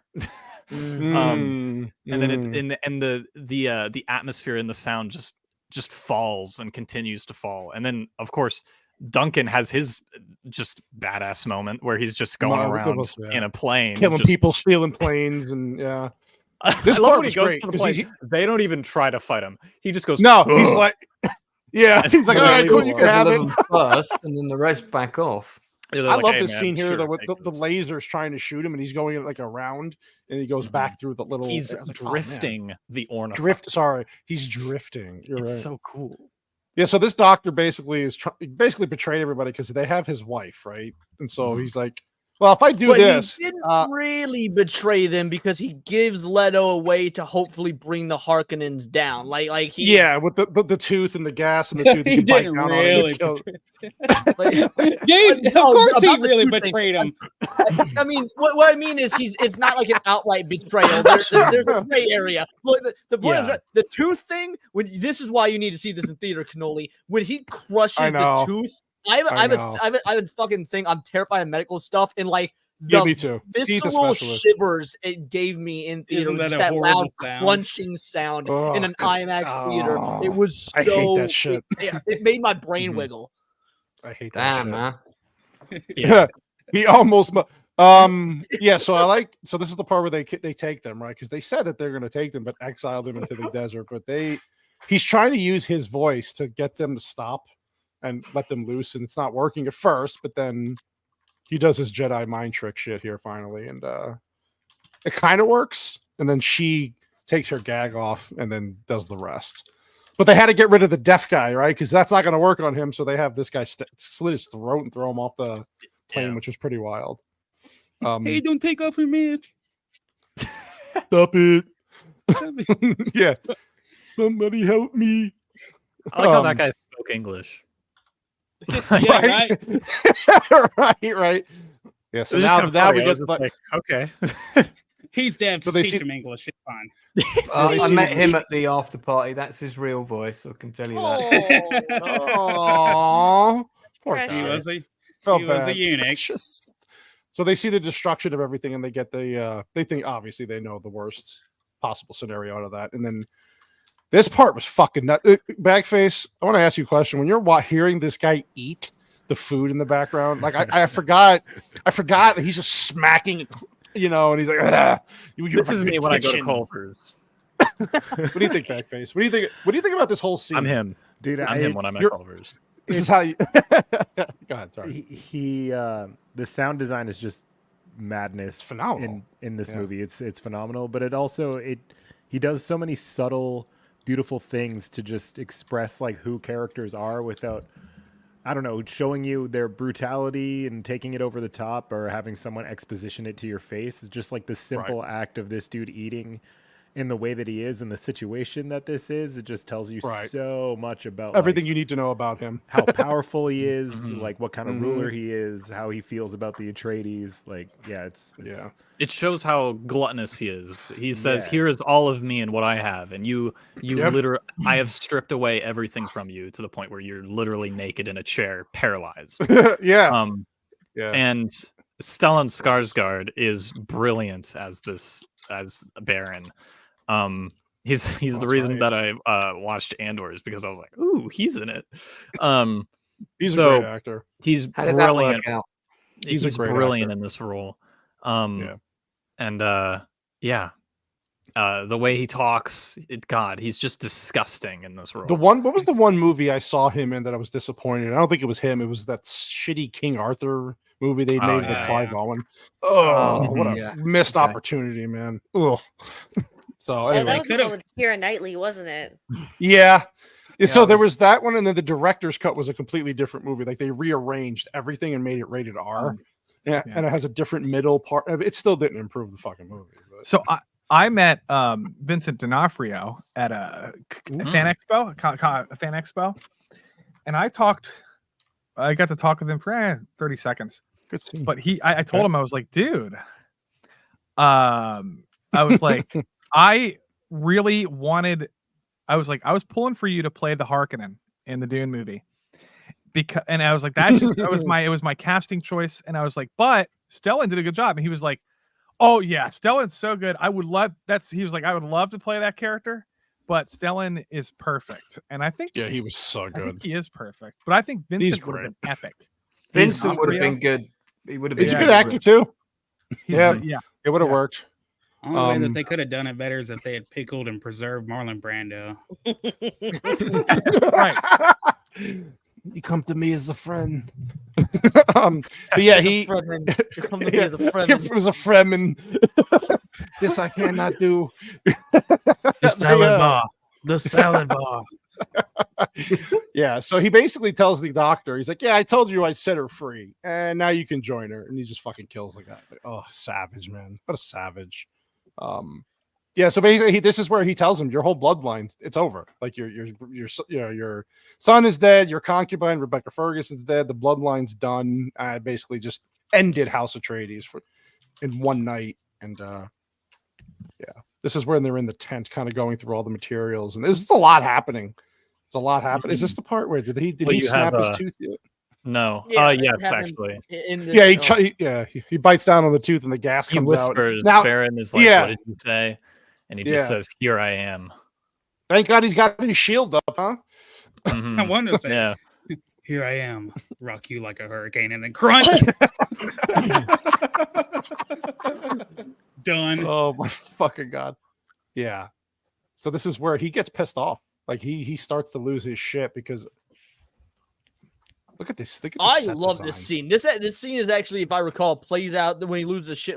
Plays out totally differently in the book, and I really like how they do it here with the whole yelling at his mom. "You made me a freak." Like that was. It was. That was good. I wasn't expecting that level because so far, Timothée Chalamet has done a very. He's been doing fine, but by the same token, there's not been a lot of emotional. He's been holding Paul. He's been holding and back. So when he lets loose with that one line, like I recoil. I was like, "Oh shit!" Yeah, I didn't expect that. By it too. Yep. Yeah. And then the Baron's up in the freaking thing dying, but he's saved himself with the shit. And yeah, so this is where he starts mimic like murmuring stuff, and he's having flashbacks or visions again, I should say. Sorry. And It's then coming. yeah, this scene was really cool. It was a short scene, but I was like, holy shit. It was Yeah. like, really And I was well- like, dude, in the theater, I Never was been like, so happy to see a jihad. dude, Like, this, I flipped my shit. I was like, Dune 2. I literally whispered that when I Right. saw it. I didn't yell, but I was like, Dune 2, Dune 2, Dune 2. Now. it looks so damn good. God, yeah, His face does look like it's been added to that shot, though. Yeah. The Oh, CGI yeah, with the helmet's yeah. a bit wonky, but honestly, it's Yeah. a little it's bit. probably the best of that CGI of that time. Yeah, this is where he's saying, in my name, there'll be a war and all this blood. A will be war shed and all spreading this shit. across the universe like an yeah. unquenchable fire. A warrior Yeah. legion with the waves that waves the Atreides banner in my father's name. Right. There you go. Worship going. at the What's the shrine of my. wrestling quote? There you go. Huh? Yeah, Oh, you it's keep like going. What? they worship at the shrine of my father's skull. A war in my name. Honestly, You this is better peak just Timothy. make me a freak. Yeah, he did good here. This was good. Dude, this I was like, oh, he locked in today. Like, Yeah. he showed up. Whatever. Yeah. Yeah. Yeah, it was a good scene. Yep. He's upset. His father's that but I want one of these tents, man. They fucking take your It's hard to moisture talk and they about turn it this into without talking about part 2. It's very weird. part 2. It's very God weird. damn it, Dude, I Lofty. thought I would be able to do this, but every inch of me is like, You both. It's I know you hard. both want to Stop say talking. it's not. Keep Dude, it in your that's why pants. Backface- Nothing. That's why Backface has been so quiet. He's like, I don't want to ruin the second movie. oh, I thought I this love would you be guys. easy, but I That's what I thought. man, It's hard. dude, God damn it. God damn, man.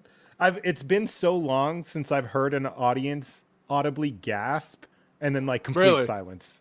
But like it happens. Yeah. It happened Yeah. at the end Is of the movie.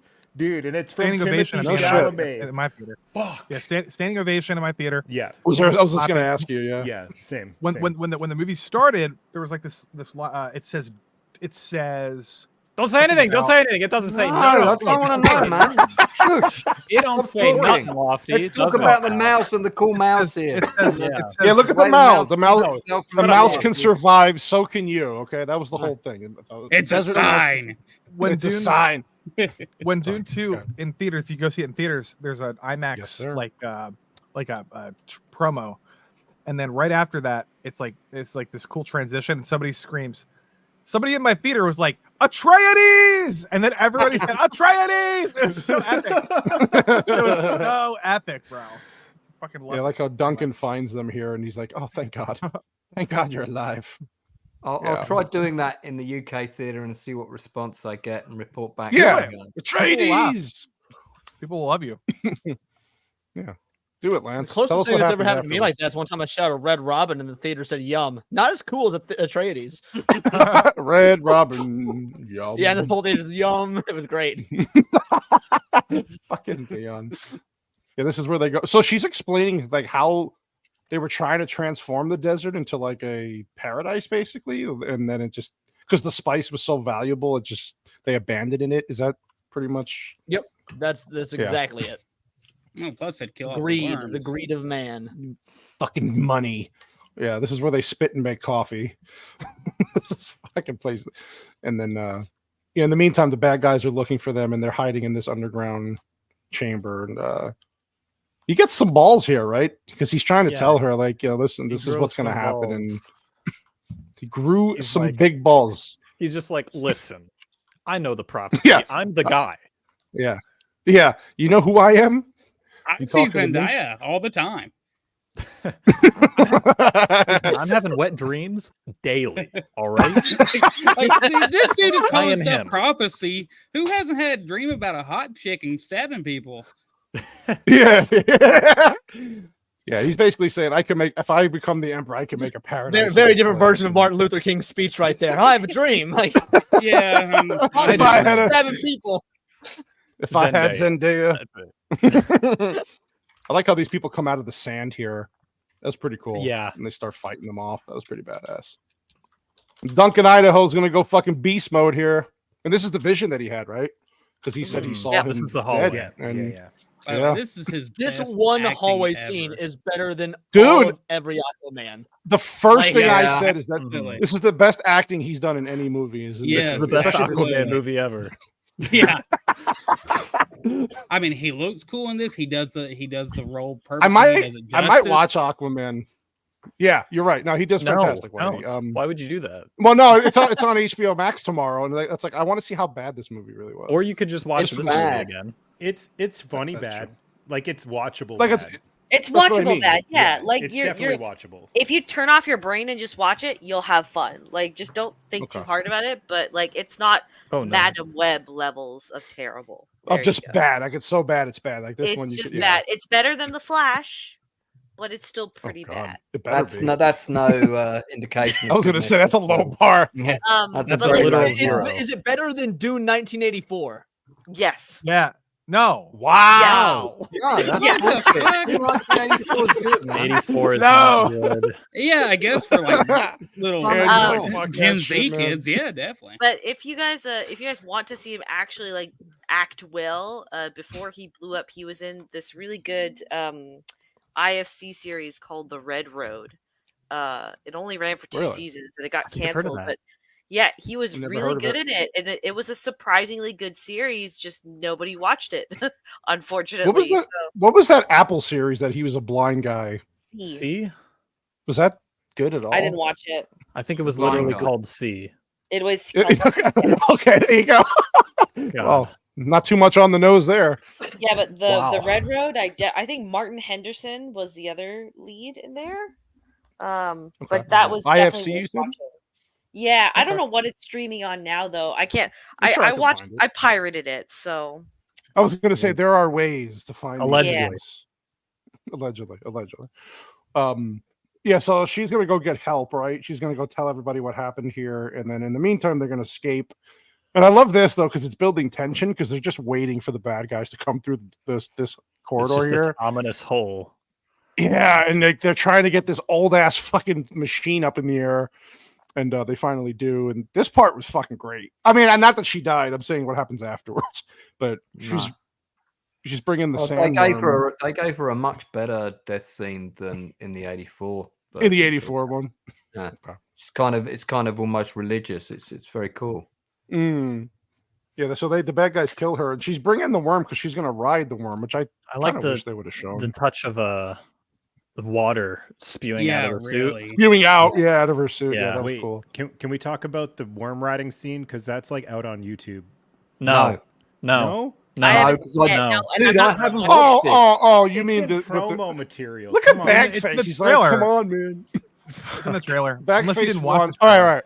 Oh no, I watched the first trailer. Yeah, where he's riding the worm. Right. Yeah. Yeah. That scene's It's not a just spoiler. amazing. It's almost Not a worth spoiler. not seeing it in this movie for them to save it for the next one. I There can is a watch scene the in this trailer. movie, though. about it. I don't like Yeah. that they showed it in the trailer. I don't like that they showed the 3 worms in should've the left trailer it. either. It's so stupid. Well, they got to show more worms, Mm. Lofty. I don't In agree. The first You one, don't have to. one You Pull don't your have worms to. out. This movie, 3 more- worms, It's more 3 times shocking. more stakes. They don't have to. They can just. They don't need. They didn't need to. Worm steaks. Well, That's what they I do. haven't seen the trailer because I avoid trailers for movies that I Fucking actively wanna Leon. see. So I'm Yeah. not I only gonna watched do it one. yet. I'm That's gonna be good. I only honest. watched I haven't seen the trailer for Dune 2 either because I just watched Dune 1. You just watched this, yeah. Yeah, on Saturday, and then I bought my tickets, and I honestly don't want to watch the trailer. I just want to go and. I think don't Vex watch is it. going in with the best scenario because she just literally watched this Yeah, don't and then watch going it. fresh into the second one. Like it's perfect. I This think she's the translation. luckiest Shut one the here. fuck up about the second movie, please. Shut up, Bagface. I'm just kidding, Bagface. I love Well, no, you. I love to you. be I fair, love you. almost, I think there was like 3 or 4 of you guys here on the panel that are talking about how you didn't like this movie when it first came out, and then you rewatched it and you loved it. Like that's My friend did. I liked that. it a much common more. thing. There were so many people I saw online when the first one came out that were talking shit on the movie, talking about how it wasn't a good movie, how they didn't like it, and I couldn't wrap my head around that mentality. So I'm glad to see the shift, and that here is 2 or 3 years It's- later, people rewatching It's it. not They're that like, I okay. think I was saying it's not that I hated it. I just was like, I was like, it's a big spectacle movie. The CGI is beautiful. The world building, Copa, don't kill me. Was good. Like I just thought it was pretty good. And then I told Vex this too this week. I was like, after rewatching it, even Sassy Same thing. And then we were like, holy shit, this movie was really good. Like I missed the first time around. Mhm. I think it's definitely needs a rewatch. I think it's It definitely is worthy of a easily one of the best 5 films of the last decade, in my opinion. This movie? Yeah. Yeah, the first movie, one. It's definitely Let me like ask you- probably let the me best sci-fi movie in the past 5 years.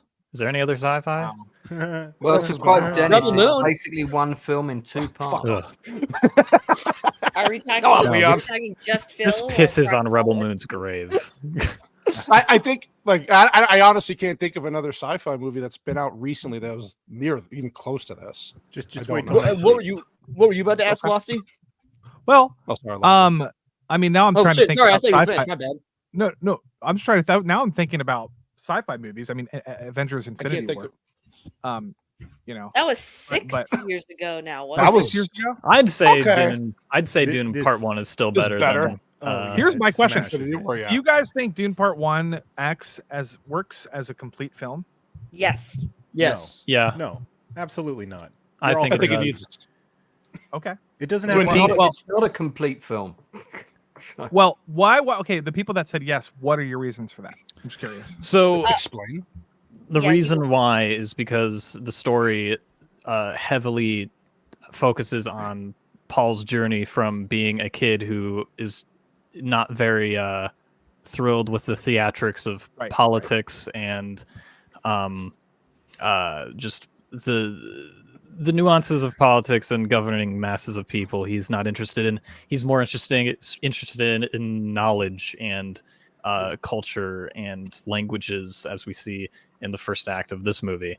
And he kind of wants to set his own journey. Right. And then through the movie, we're shown through him that his journey is predestined, and through the visions that he has, there's multiple ways this could go. And then by the end of the movie, we see him, kill a man, and that's the first time he's ever done it, which is a big deal for him because he's never been in that situation. And then that is the moment. And then the As a film coming of wraps age up. story, it works. for Yeah, you. at the end of the movie, it wraps him up as he is now accepting his, at least some of his predestined journey. Right.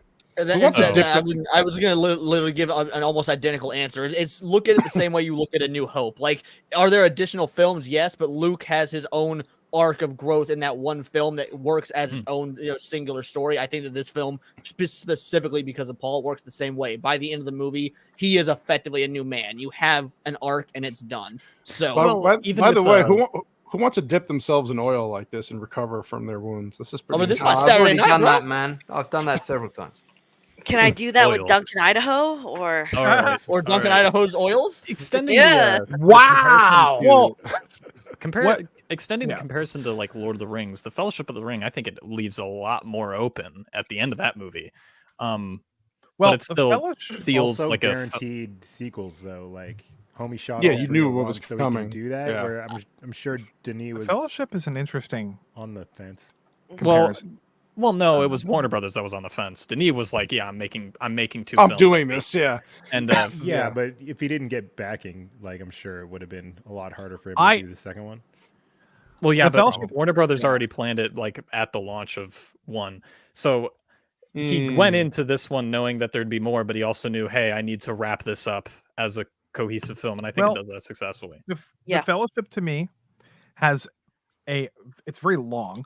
It has a ton of it has a beginning, middle, and end. It has a climax. It has a giant more Mines of Moria portion in the middle. To me, there's more adventure and more satisfying I would say stakes in the Fellowship than there's anything in this movie. I would Yeah, say agree. this movie, if they had given more time to the invasion, and if they had given more time to the Harkonnens, I would say that would be true with this movie. But with Paul's story, you're right. I agree with you. My problem is after seeing part 2, and maybe Bagface, you agree, I don't know. After seeing part 2, I loved this movie when it came out. I think I gave it like a 9. And I loved it. But after seeing part 2, part 2 is way better. Canoli, can you be ready with the mute button with your and- guest? Just be ready to take them out. You know, And it's not only better. Part 2 is not only better, but part 2 makes me see part 1 differently. Yeah. And now I can't think of this, but except out of context as a single movie that's 5 hours long. I can't even think of. I can't think of. well, that's It doesn't what make it's any supposed sense. to be. You said that Fellowship was really long. To be Makes- fair, the yeah. theatrical cut of Fellowship is only about 20 minutes longer than the theatrical cut. The of Dune, which I original. know 20 minutes can make a big difference. I'm just saying, like, there's not actually a massive difference between the two in terms of their length. So I think they accomplish about the same thing in a roughly similar runtime. Right. The problem is in the Fellowship, there's this big journey into the mines of Moria, and there's this extreme. There's so much more at stake in the Fellowship than there is. The problem with this movie is there's a surprise invasion, which is like the climax, and it's over in like 5 minutes, and it's like, you know what I mean? The Fellowship has so much more happening. This movie has a lot of slow build character moments, which is fascinating. But in my opinion, it has to be considered, and you guys might change your minds. I don't know, maybe not. But when you see part 2, it's all one thing, and it works way better as a single viewing, in my opinion.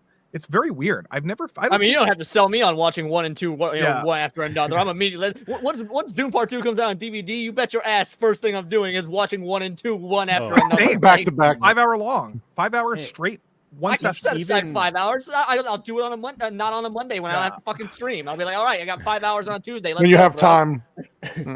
Even like without the second, like the context of the second one, I always felt like the first one, even though upon second viewing, I loved it. Like I love the movie.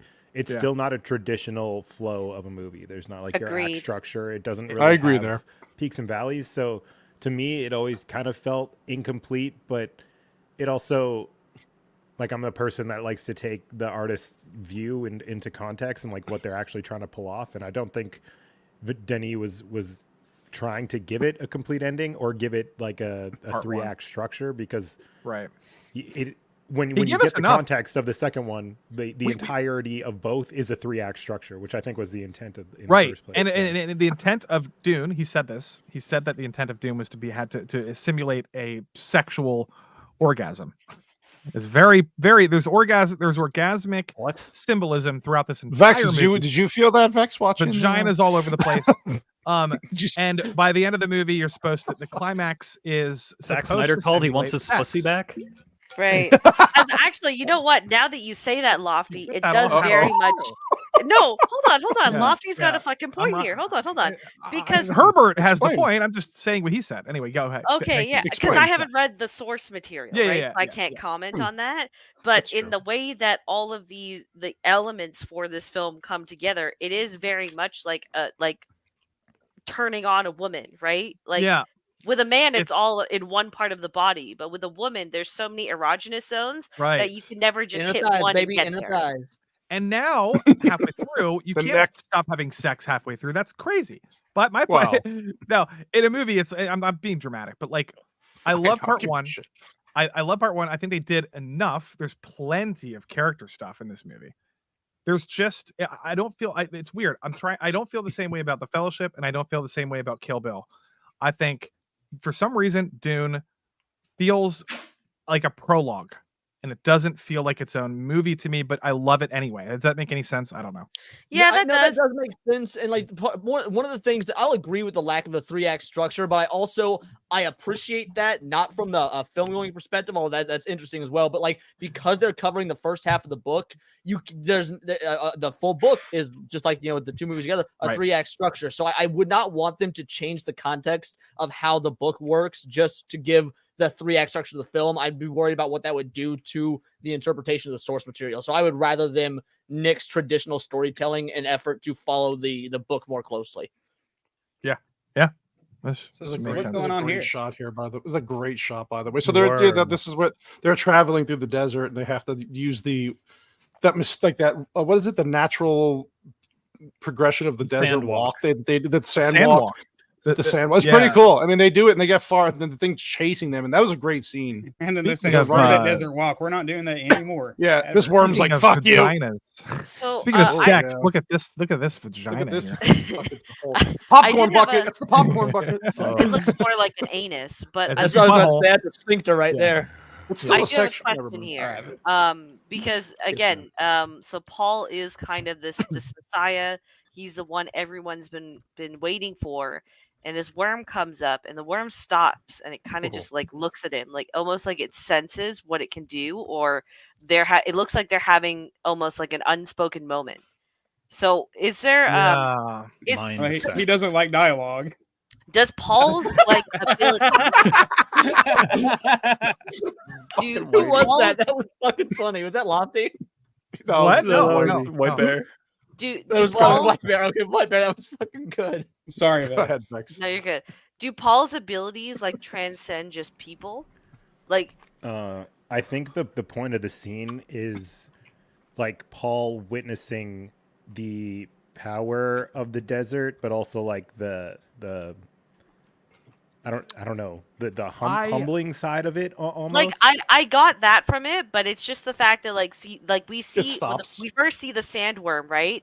It doesn't matter that people are around that machine, right? It just swallows it up whole. But here, it very intentionally just kind of like stops and almost Looks at him. like silently communicates with Paul. So that's why I ask: does his ability go further than just being able to, influence and control people with his mind? Can Is he Luke Skywalkering the You fucking will sandworm? find that out in the books. Is all I'm just gonna say. You're on to something, no, but since you already ordered not- the book, just read the books. It's like I'm never gonna read you're the on. fucking book.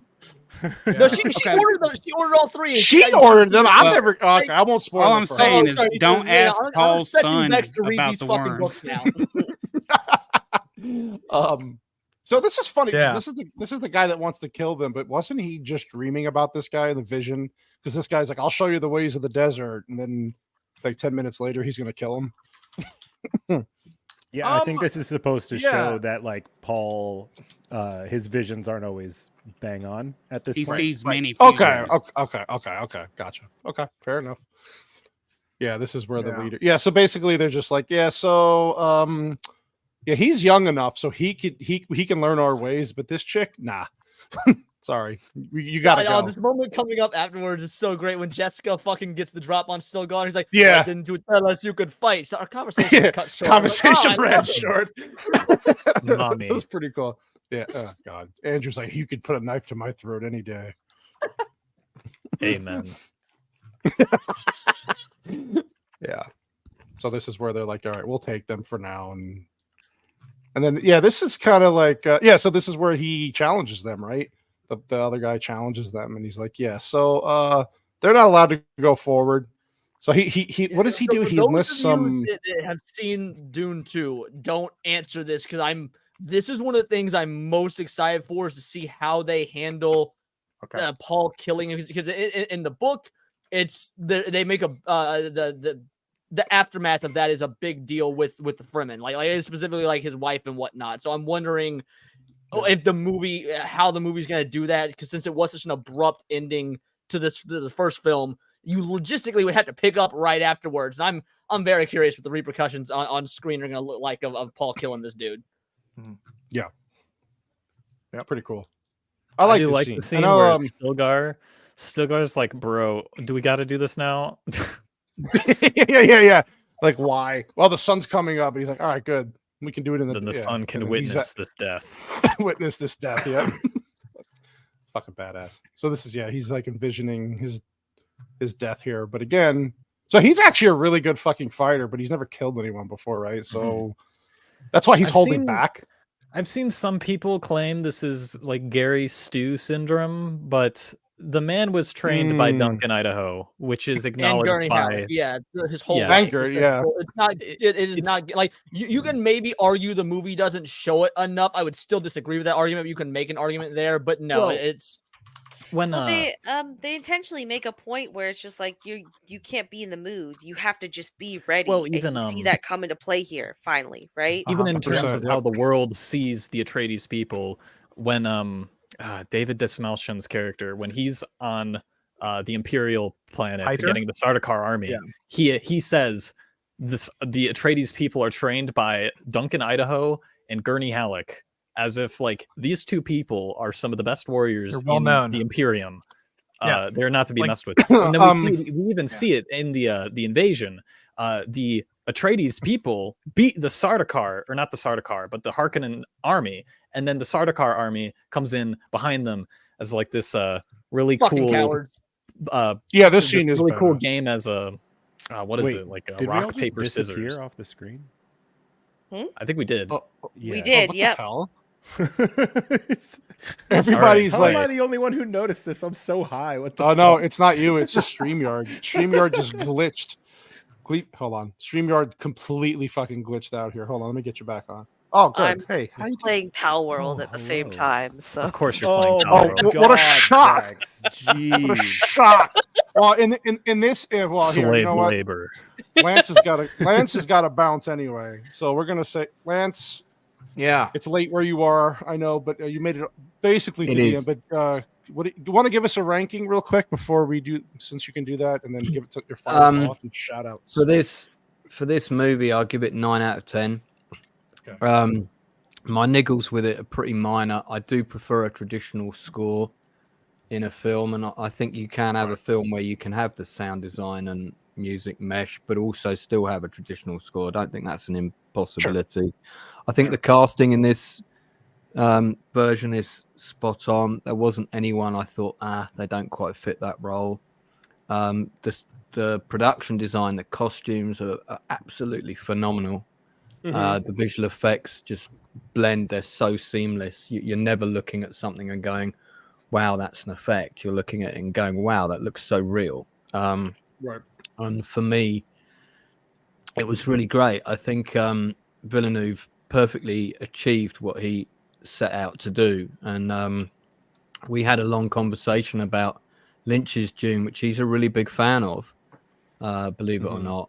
And you know, and he always thought, oh yeah, it would be great to tell that story one day when the effects are better, when we can do it in a different way. There you And go. he got to, you know, he thought that as a kid, and he got to do that. I mean, that's pretty incredible. That's pretty wild. Yeah. Wow.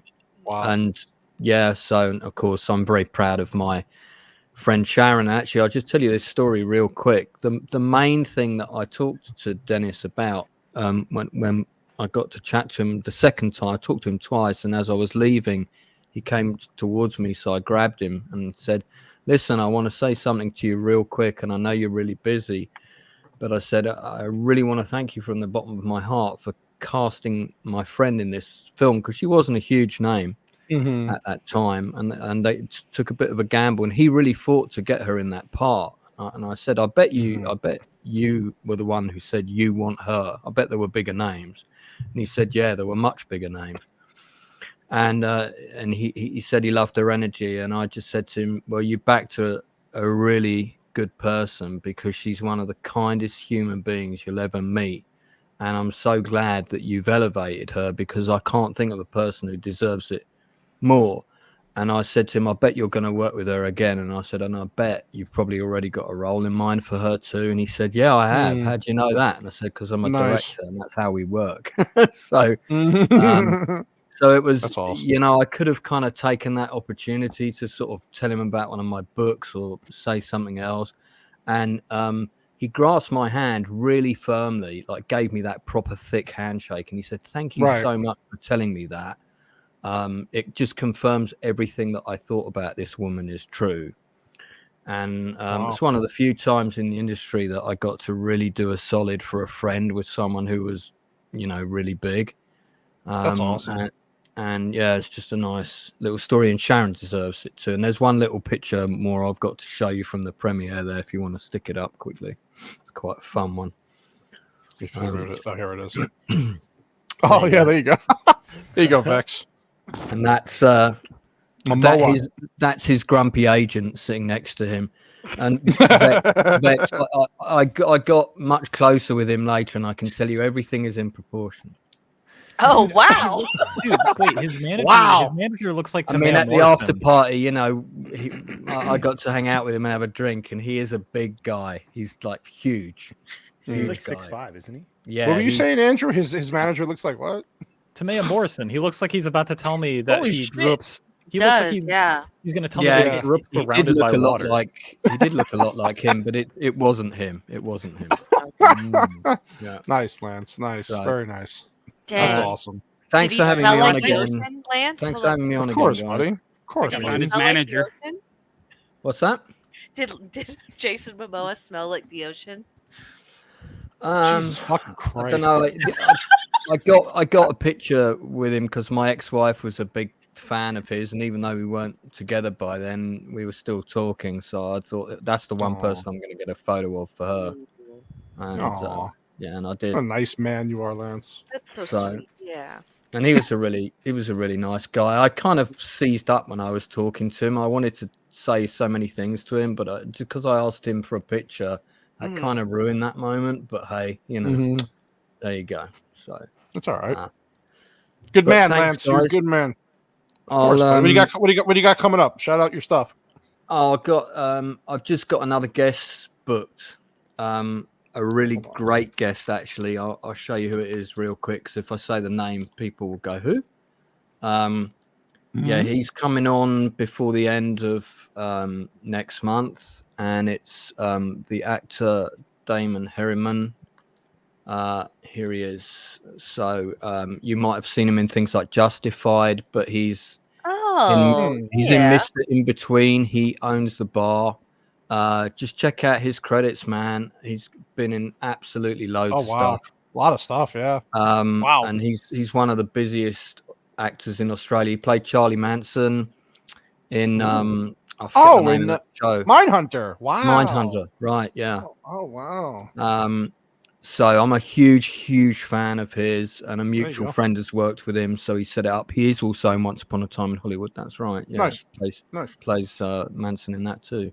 Mm-hmm. So yeah, I got interviewing him, and I've got two actors from 5 Days at Memorial coming on for that stream as well on the 31st of March. Very nice. One of whom is in Star Trek Discovery, Raven Dowder. She's one of the main characters, but I didn't know that when I booked her. So nice.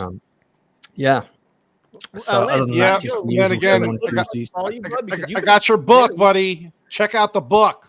Oh man. Yeah, so don't forget, if you do want to order that book, order it on Amazon.com if you're in America. Then it won't cost $40 and take 6 years to arrive. Oh shit! So I shouldn't buy it while I'm in Canada. I should just wait till I move to the US. Just wait till you get to the States. Yes. Oh, you can order it from Canada Amazon. You know, just order it from the relevant country. It'll get maid serviced on its way there. So I'll have to pay like a bunch of import fees if I. Yeah, order so it on it's a 9 Harkonnens out of 10 from me for June. Nice. I'll give it to you, buddy. All right, Give it to you, buddy. guys. Really nice meeting the people I hadn't met before, and I'll try and when I wake up tomorrow, I'll try and sub to all your channels and all that kind of stuff. Sleep Well, well. they're in- Don't Sleep forget, well, buddy. everyone's got an open invite. You ever want to come on any of my streams, just let me know. If you see, if I'm doing something that you're a big fan of, I'm doing Cocoon in a few weeks. If anyone's a big Cocoon movie. fan, so just give me a shout. You're welcome to come on. All right. Good movie. Waka Cheers, waka. buddy. Cheers, guys. See you, buddy. Appreciate you, Bye. buddy. Thank you very Bye. much. Bye bye. And just kind of closing out on the movie here. So this is where after he kills the guy, he's basically like, as the mom's like, yeah, now we got to get him off here. He's too powerful. And he's like, nah, this is where I belong. I have nothing left now. Let's get some desert power going. That's not what he really says, but that's how the movie ends, basically, where, yeah, they're just scrolling along. And then obviously this leads into part 2. Very excited to see the second movie after this rewatch. So yeah, that's it. It's Dune. I don't know. I thought it was fantastic. I know a lot of people have problems with this movie. I guess I can kind of get it if it's not your thing, but I absolutely loved it. And It's a very different sci-fi. Yes, that's the problem. I think it's people expect one thing and get the it's I don't know. And again, I never read the books. I'm stupid and don't know how to read, according to Vex. So I guess I'll never read. I mean, my buddy said the same thing when we started up. We were like 20, 30 minutes into the movie, and he's like, "Hey, pause it real quick." And I paused it. He's like, this is not at all what I expected. And I was like, what do you mean? He's like, for some reason, I thought that this was going to be like Mad Max or something. I was like, oh, no. He's like, yeah, no, this is much better than what I thought. Yeah, it's fantastic. So, yeah, I guess if you want to go around, give the thoughts and oh no, in fact, you have trivia. Right? Damn. Sorry, I caught myself this time. Like fuck you, Vex. We don't give a shit. Right. Let's move on. I say that you're retarded, and now I can't do trivia. Damn. Yeah, that's your punishment, lady. Sorry, I was being retarded. Why are you? Bless shocked? your heart, dude. Bless my. I'm so God. I'm Bless Vex. your Please, fucking I am heart. actually very interested in the trivia. No, so no, please. you're good. You're good. All right. So this had a budget of $165 million. So it opened on October 22nd, 2021. It was simultaneous in theaters and on HBO Max. So the total worldwide take home in theaters was almost $434 million, which is pretty good for a simultaneous release, if anything. Yeah. Is that the highest Giggity. grossing simultaneous release? I feel like it's probably Wow. pretty Probably, close. yeah. Yeah. Probably. Like this put it at a break-even point, if anything. So technically didn't earn any money. The sequel's gonna break $1 billion so fast. I hope. I think so too. Dude, it I think probably so is. too. There's no competition, right? Like really anything coming out anytime soon. Yeah, but there's a lot of people that don't like Dune, man. It's a ton of Kung people. Fu Panda 4. Watch out, boys. Oh, excuse me. Yeah, if you lose to Jack Black, you should off yourself. Bagface, to answer your question in terms of the highest grossing release, like number wise, probably, but like compared to budget, I think Five Nights at Freddy's would be the highest grossing. Oh, because probably, it only had a budget of 20 million and it made like 250 million or something. Gotcha. Half of that was so Andrew. dumb. Amen. Yeah, bro. Andrew. Shit. So it did debut at number 1. It was out the same time as Halloween Kills, No Time to Die, and Venom: Let There Be Carnage. Oh God. Well, And Venom made a lot of money. That's though, like right? a month after Birds of Prey as well, if I recall. So it cleaned house. Yeah. It did. But unfortunately, it only stayed at number 1 for 2 weeks. Any guesses of what knocked it out? Oh wait, Spider-Man. Nope. No, Oh, no. Andrew. Jesus Christ. I thought it was No Way Home.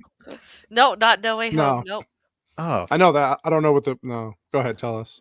The Eternals. Jesus Christ. Andrew's so hurt right now. people went to see that? Well, only for 1 week because it's a Marvel movie. Yeah. Watch a good What do you mean 1 sci-fi. weekend? Not even 1 week. 1 weekend. Yeah, I was gonna say 1 weekend. It didn't last long. Yeah. It's been 1 week. Oh. It had 100 million opening. Oh my god, and then zero money. Just crashed. Yeah, that's wild. 80% drop off. Wow. Massive. Not enough.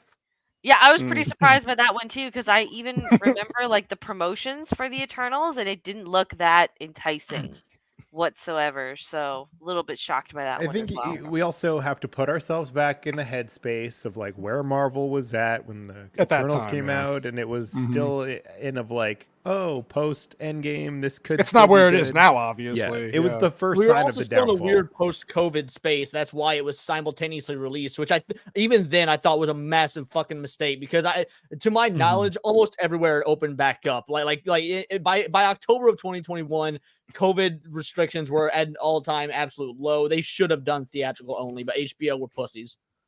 I actually do have that in my trivia. So Oh shit! Sorry. no, you're They good. lost- You're good. They You're good. I'll lost let you Christopher stand on it. Nolan because of that. Yeah. All right. Okay. David Lynch, who is the director of the previous Dune, stated that he has had zero interest in Dune 2021, citing that his issues with the new movie have nothing to do with director Denis Villeneuve.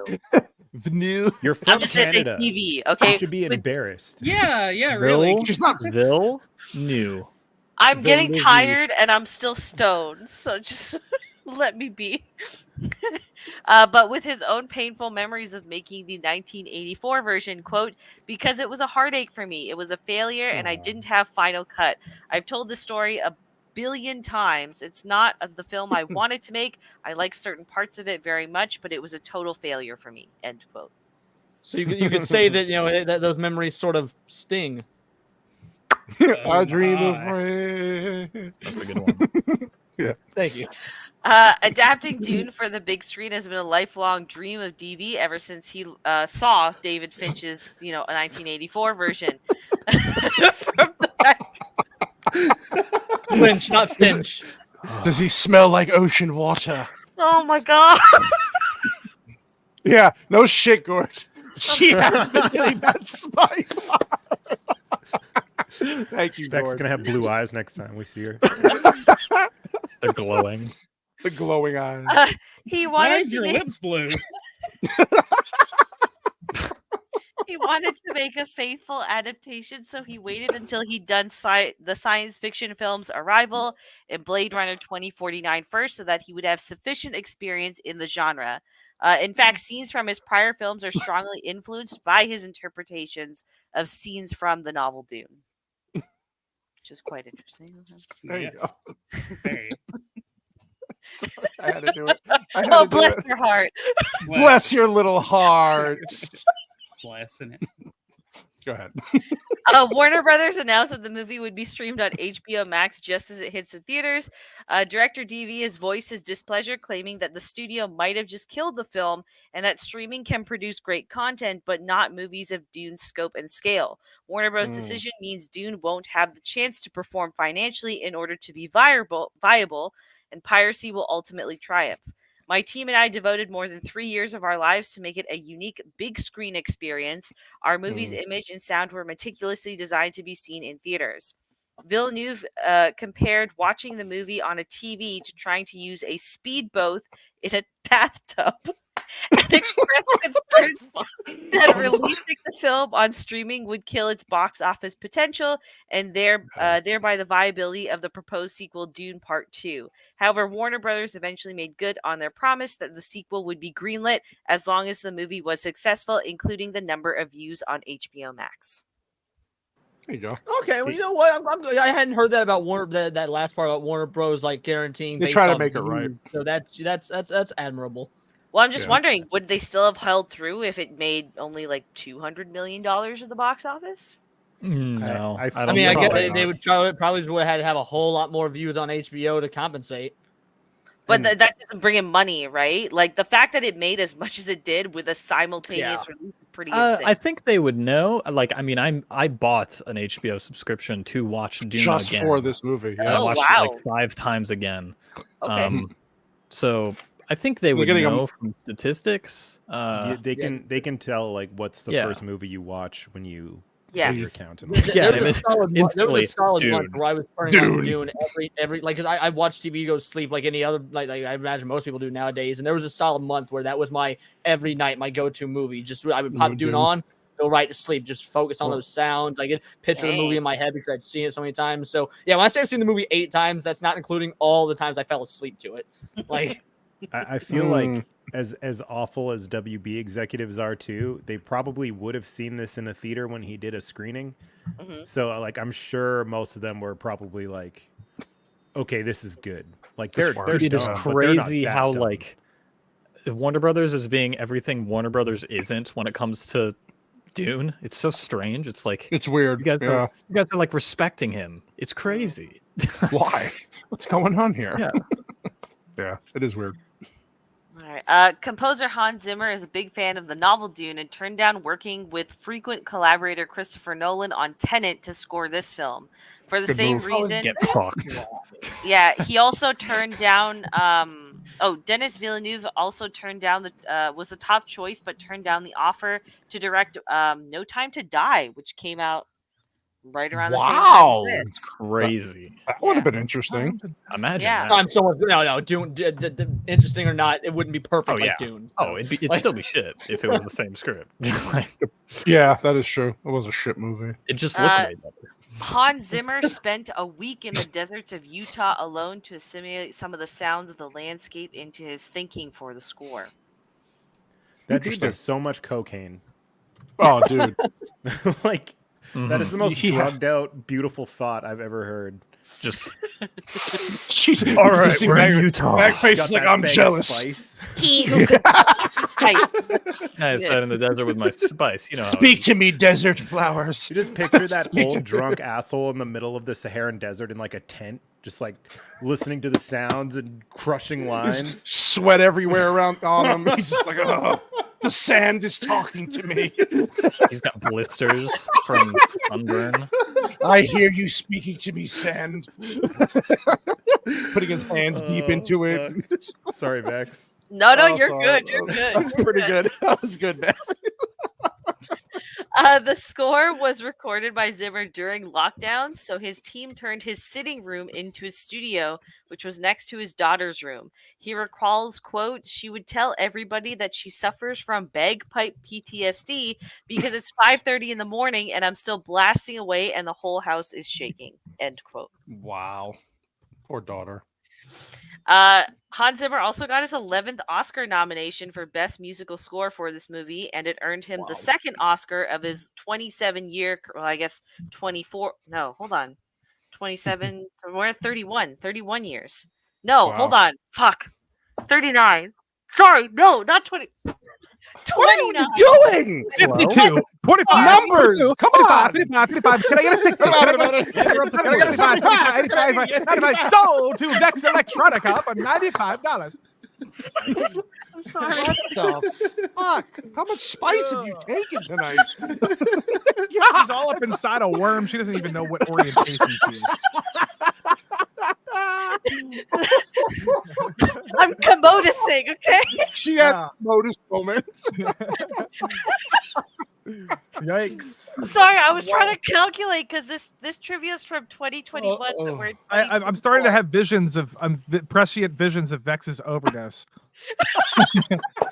Don't do it, Vex. Don't do it. Stay away from the spice. He wasn't at the Academy Awards ceremony to collect his award personally because he was giving a series of concerts in Amsterdam. So Jason Momoa accepted the award on his behalf. Oh, that's interesting. Linguistics expert David J. Peterson helped create the Fremen language for the movie. He's most well known for helping create the Game of Thrones languages of, okay, I'm going to butcher these. Oh, God. Dothraki? That's right. Dothraki. Okay. That was good. And Valerian? Yeah. Bingo. Wow. Look Yeah, at you. I'll give you that. That's beautiful work, Vex. All right, Clap, thank you. Lofty, damn it. What did I say? I didn't do anything. Although not mentioned in the movie, the great houses originally come from Earth, explaining the use of Latin terms such as Ben Gesserit. Bene Okay, Okay, you Gesserit. fucked that one up. Benny Benny Gesserit? What did you say? Benny. Ben and Jerry's? Benny and the Jets.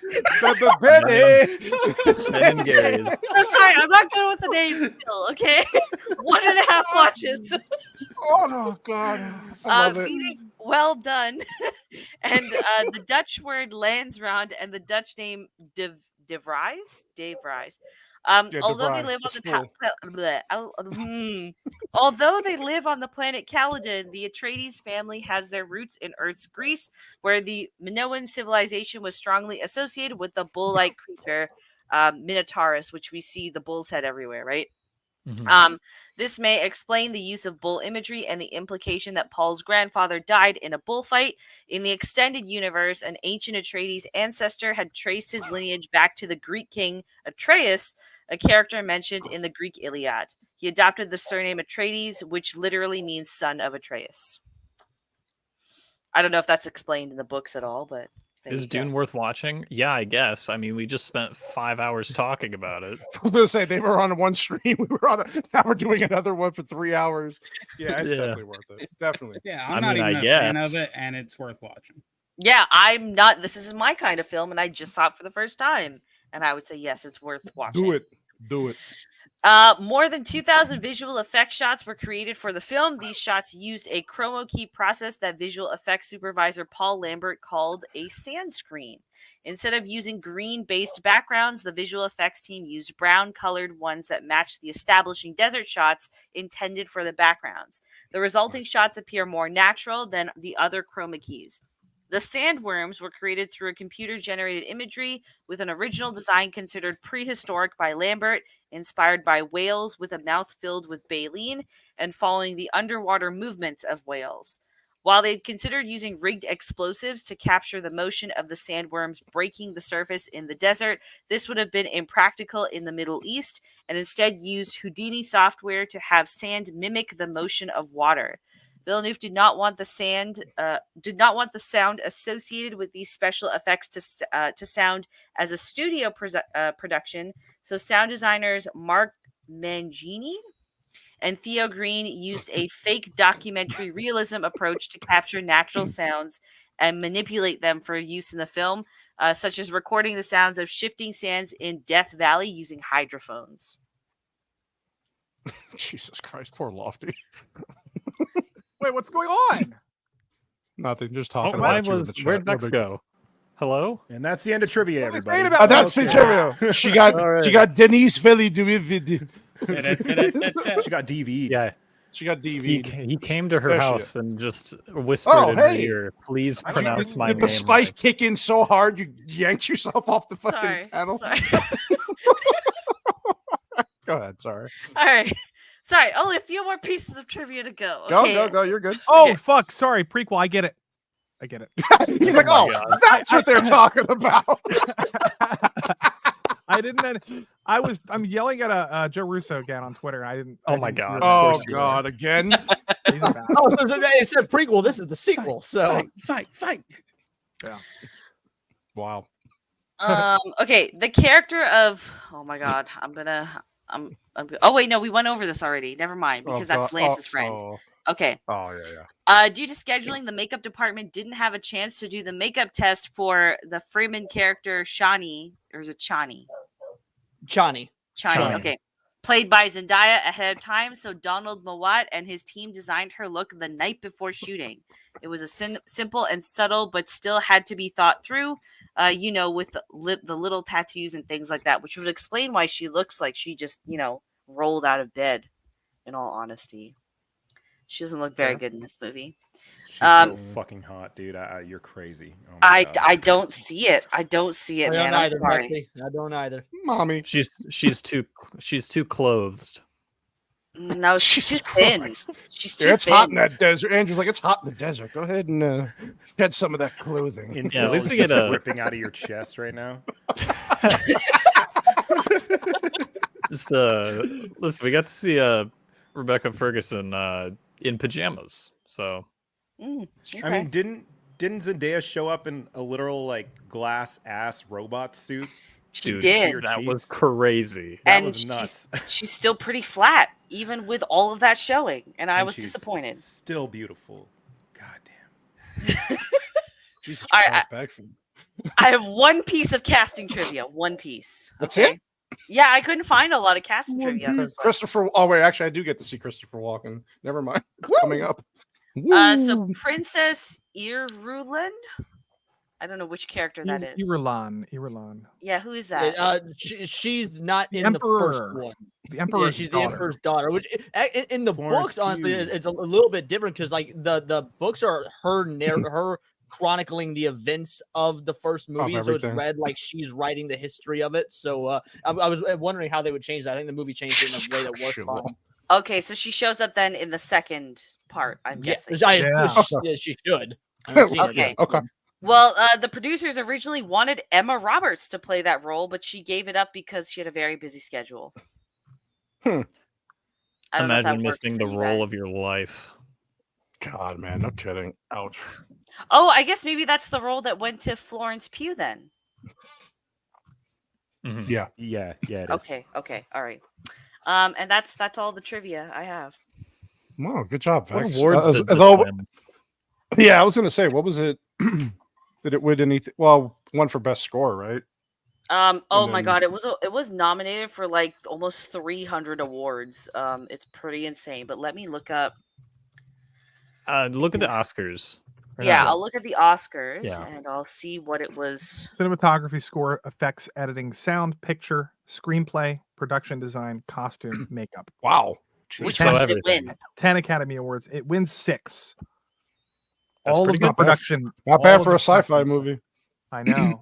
Part Yeah. 2 is going to win. Dude, Part the 2's gonna win costumes some- are so drippy in this in like the military jackets that they wear in the barracks. Oh, Oh, I want badass. one. Yeah. I'm going to Warner Brothers and then stealing one.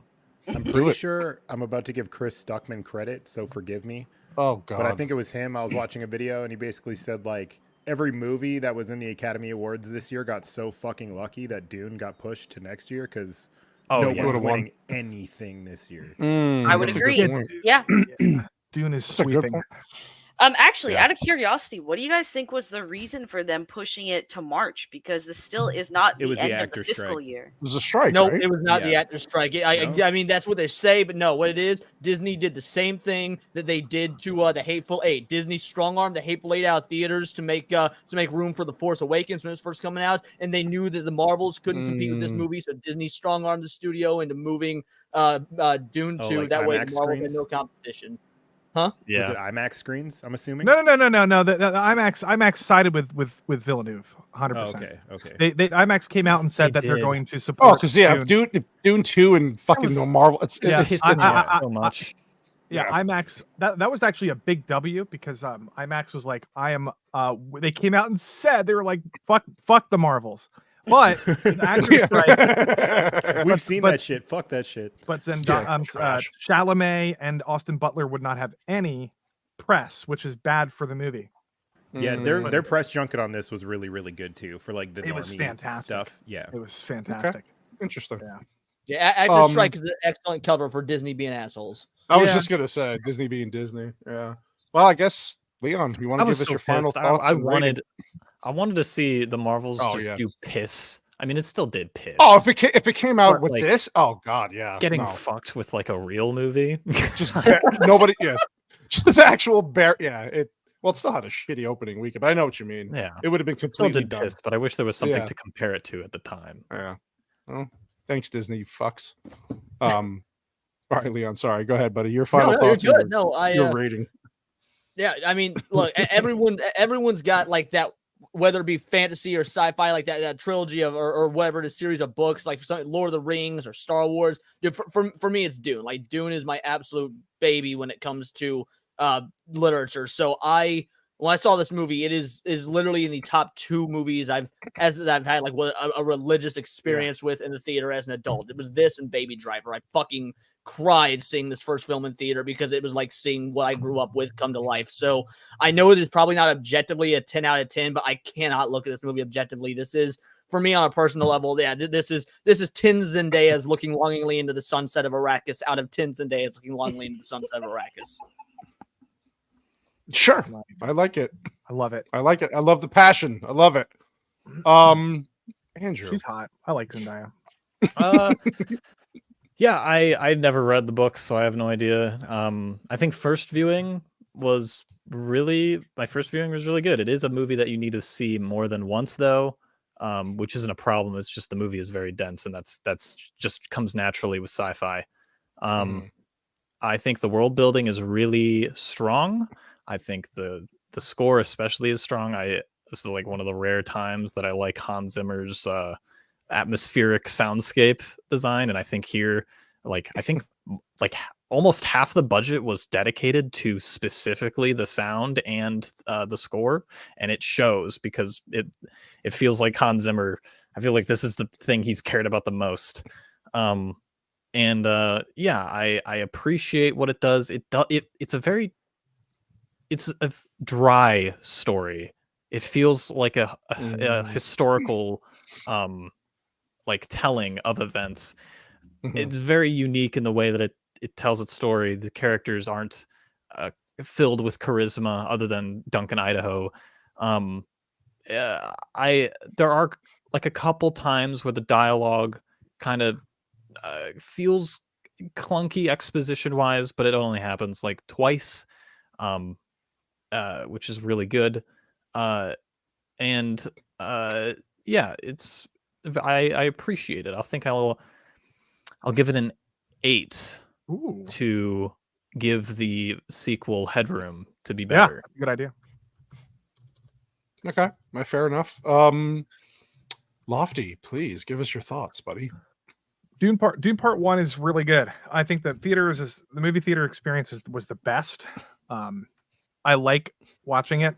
I think it's, again, I think after seeing Dune Part 2, it's I'm never going to watch just Part 1. I don't think again. I'm going to have I can't do it the same way I do Empire Strikes Back or The Fellowship of the Ring or Kill Bill Volume 1. For some reason, it's just like there's an itch. I need to scratch the itch of continuing the journey of Paul. It's literally like interrupting sex halfway through. That's how I feel like about it.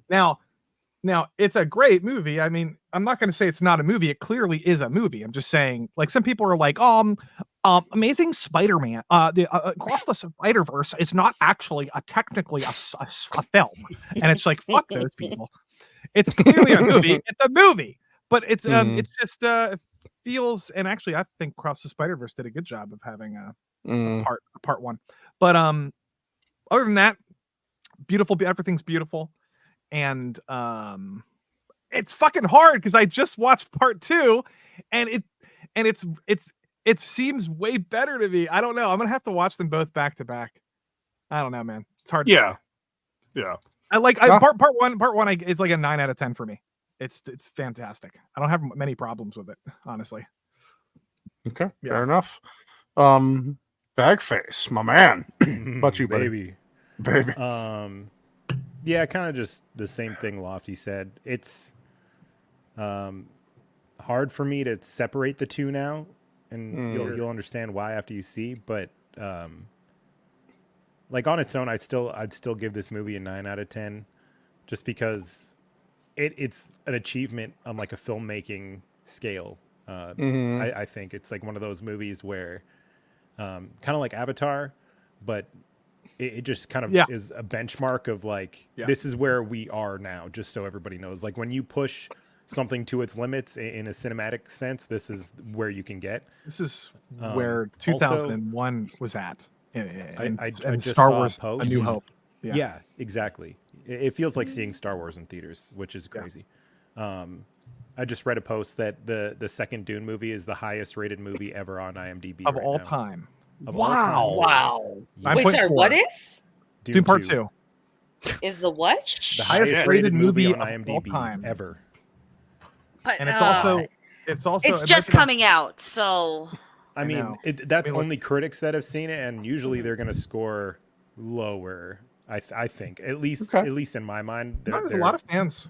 Yeah, I honestly I don't think it's the best movie of all time, but it. Anyways, it's tough for me.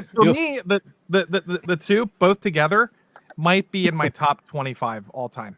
It's easily. Wow, easily. Yeah. And I've seen 2,000. I've logged like almost 2,000 movies on my, Letterboxd. Wow. So that's a high. That's saying a lot. Yeah. A high bar, I think. Vex, your first go around with this movie, so please, your thoughts. Okay. I don't stand Denis at all. Villeneuve.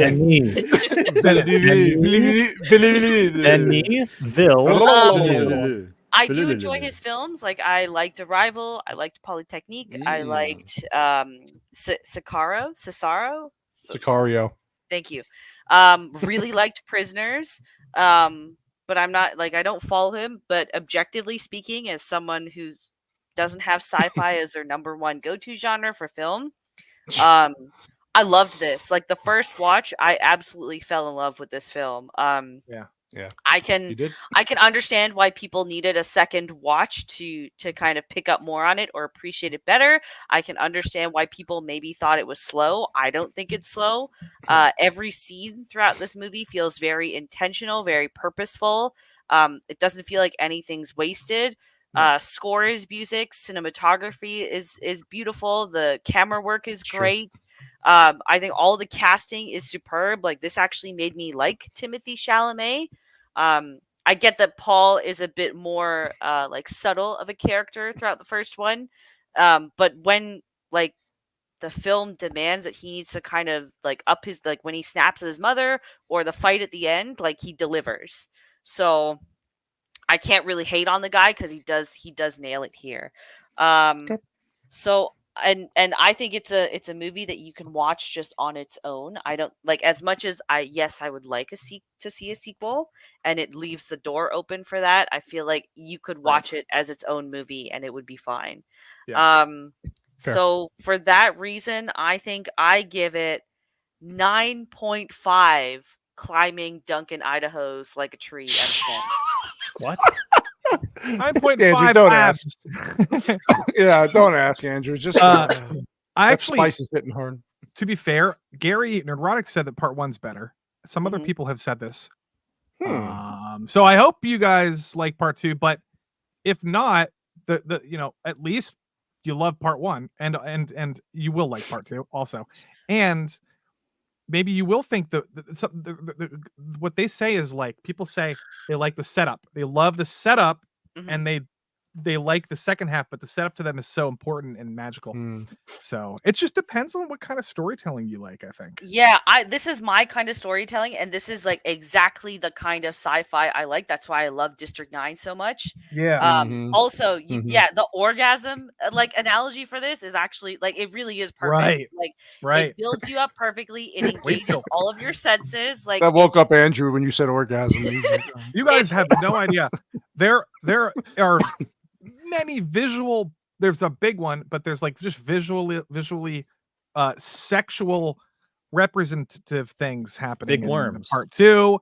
There's a thematic climax that is very much all about having just fucking I can't explain it. Blasting everywhere. that's what I All mean. over the Yeah. place, all over the Gooch. walls of the speeches, all over the Vladimir Harkonnen, and he's like, "Oh, I love it, I love it."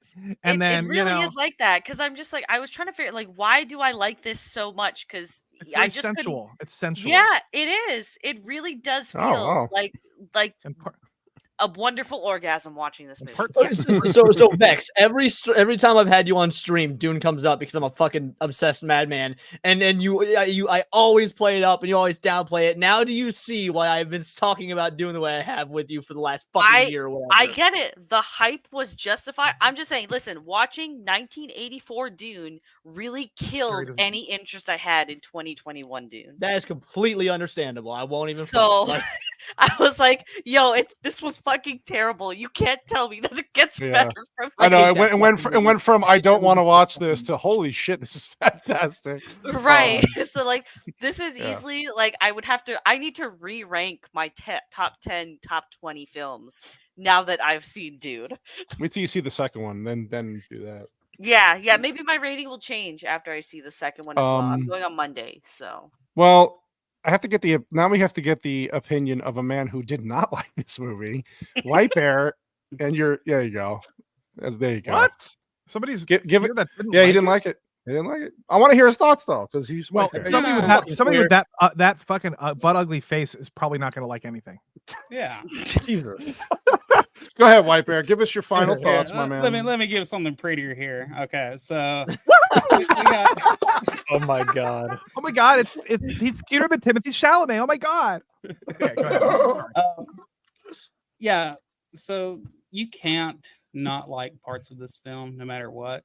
It was shot very well. The CG was beautiful. You know, we were watching District 9 last time, and they did the same thing. Everything was used in the right way. It felt like. I don't like it. It's kind of like remember that one time that we reviewed a movie that needed to probably be spread out and isn't so compacted. And then somebody freaked out on that show. I don't know. Anyways, Yeah. It's kind of like that for me. I could have gone for like a movie that was, you know, spread apart, you know, even to 4 parts, even if they had to, just because I'm one of those people who I like it dragged out. You know, I like the extended version. You know, give me that. I really then I could have probably went more for it. Some now everybody's experience with the music, they seem to like it. I didn't. I found it kind of like interrupting speech at times, and it's just kind of like loud noises for me. It's just it kind of ruined it for me, and it didn't have I kind of agree with Lance what he said on it, but other than that, it was pretty, it was good. It is definitely not my type of story, and but you really can't figure that into your rating too much, because we're rating a film here. No matter what, it's like if you don't like vampire movies, well, I don't like this form of sci-fi. It's not my thing.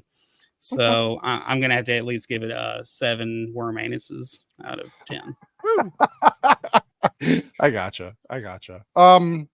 Yeah, you guys hit on all the points I was gonna say. Like I said, the first time I would have watched, I probably would have given this a 7 out of 10 based on the first viewing, and then rewatching it, definitely pushed that up to a 9 out of 10, because I just caught so many things I don't know how I missed. Well, I am retarded, but like just in general, so many little things, and I did appreciate a lot of what they did here. I'm very excited to see the second one, to see how they progress the story forward, and yeah, I'm ready. I'm ready to see some worms be opened and swallow up things.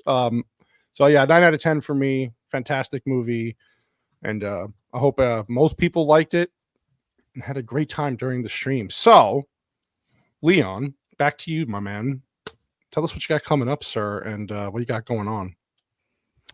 Yeah, you can find me on the channel Words of Paradise. It's a great, fun channel, or at least I think so, where we talk about pop culture through a political lens, and then there's the occasional scripted, edited video, whether it be film reviews. I actually made the decision that if I do a Dune 2 review, I'm not going to script it or edit it. I'm just going to go in and just word vomit, because I want just the purest thoughts I can give this sort of film, because I have not looked forward to a film so much since the first one, which I was looking forward to for literal years while it was in production. So yeah, no scripted review for Dune. It's just going to be all out there. I'm going to see it Saturday morning.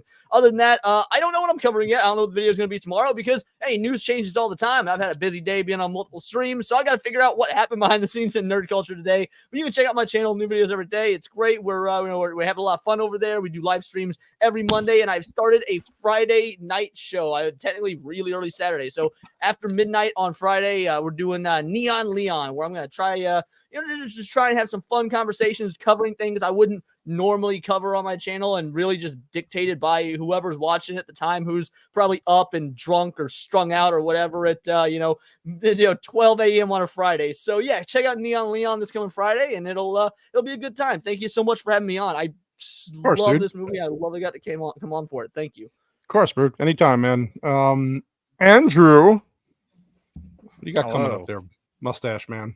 You beautiful mustache man. Thursday, I'm going to be on Diabolical Souls Studios again for our Arcane breakdown. Awesome.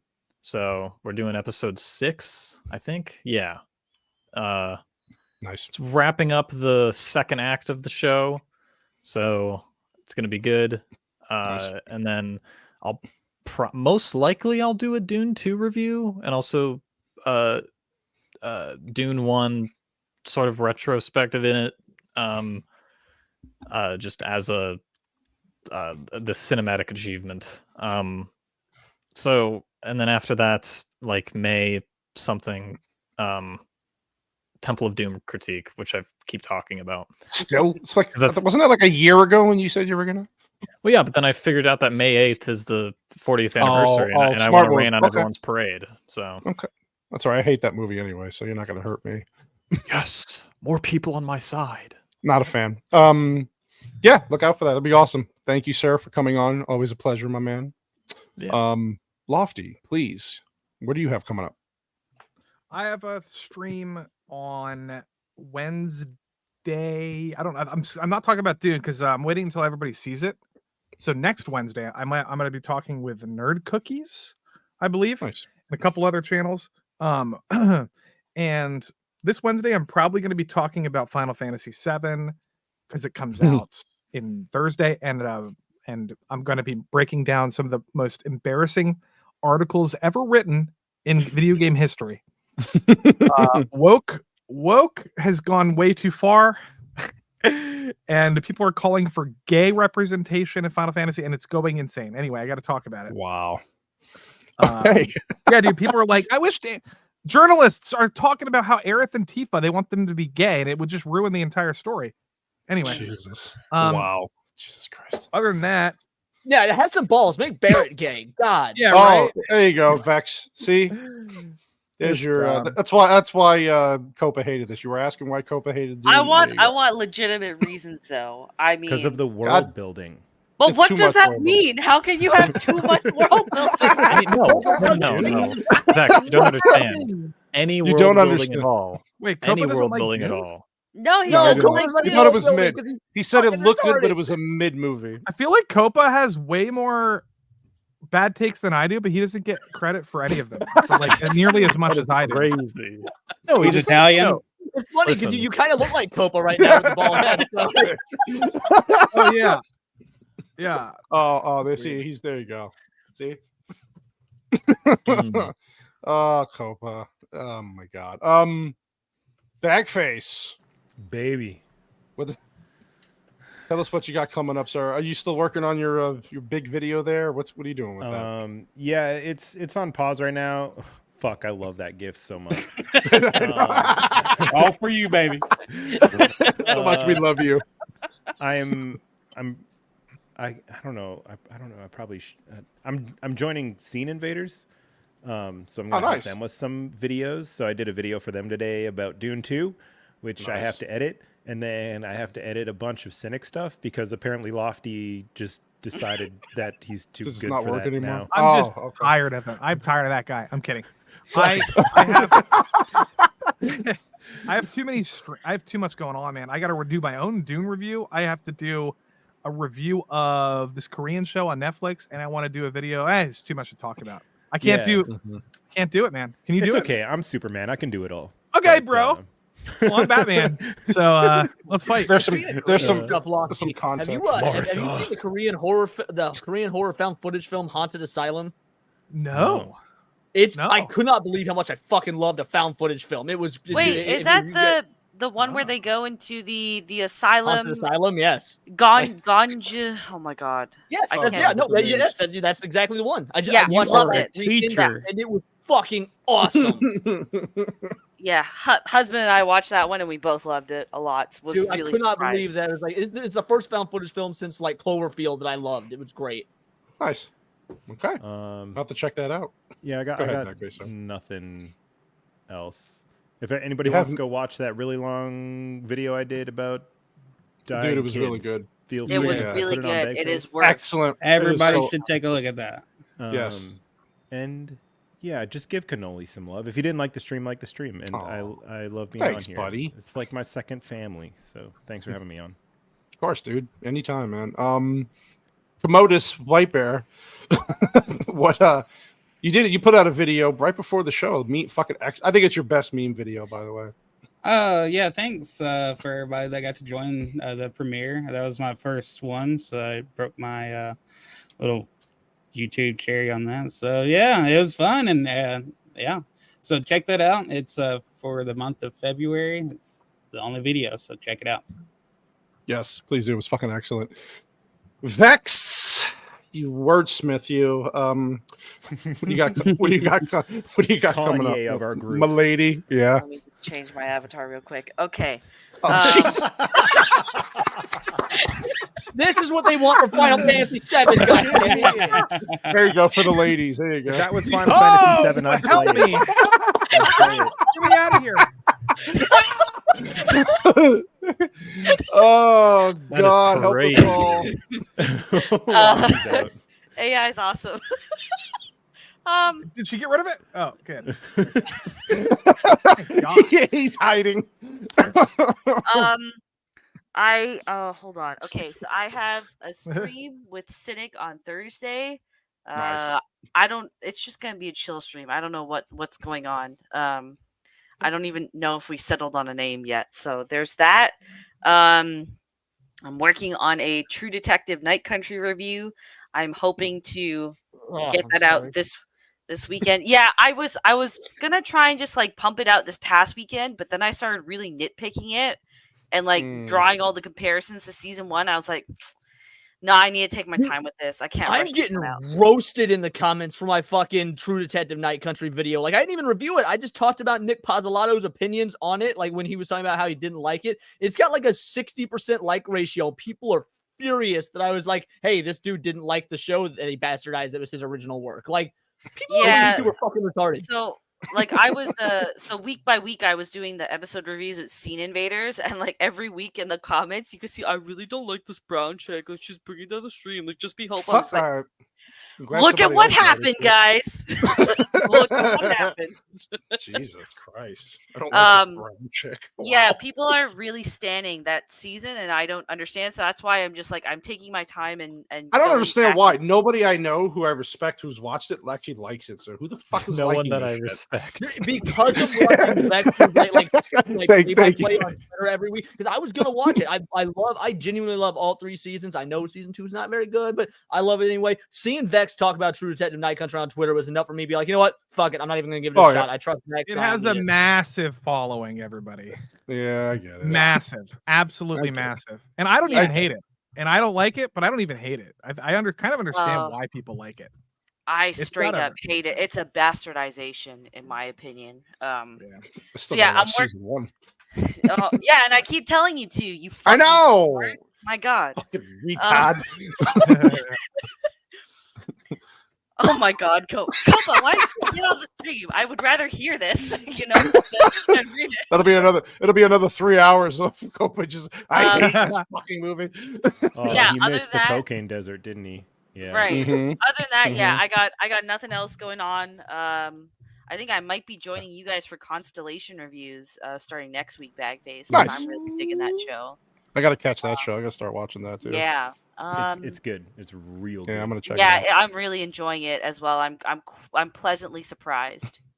Yeah. That's about it. I will be reading Dune next month. I won't be doing a Dune 2 review though. Sorry guys. Dune 2.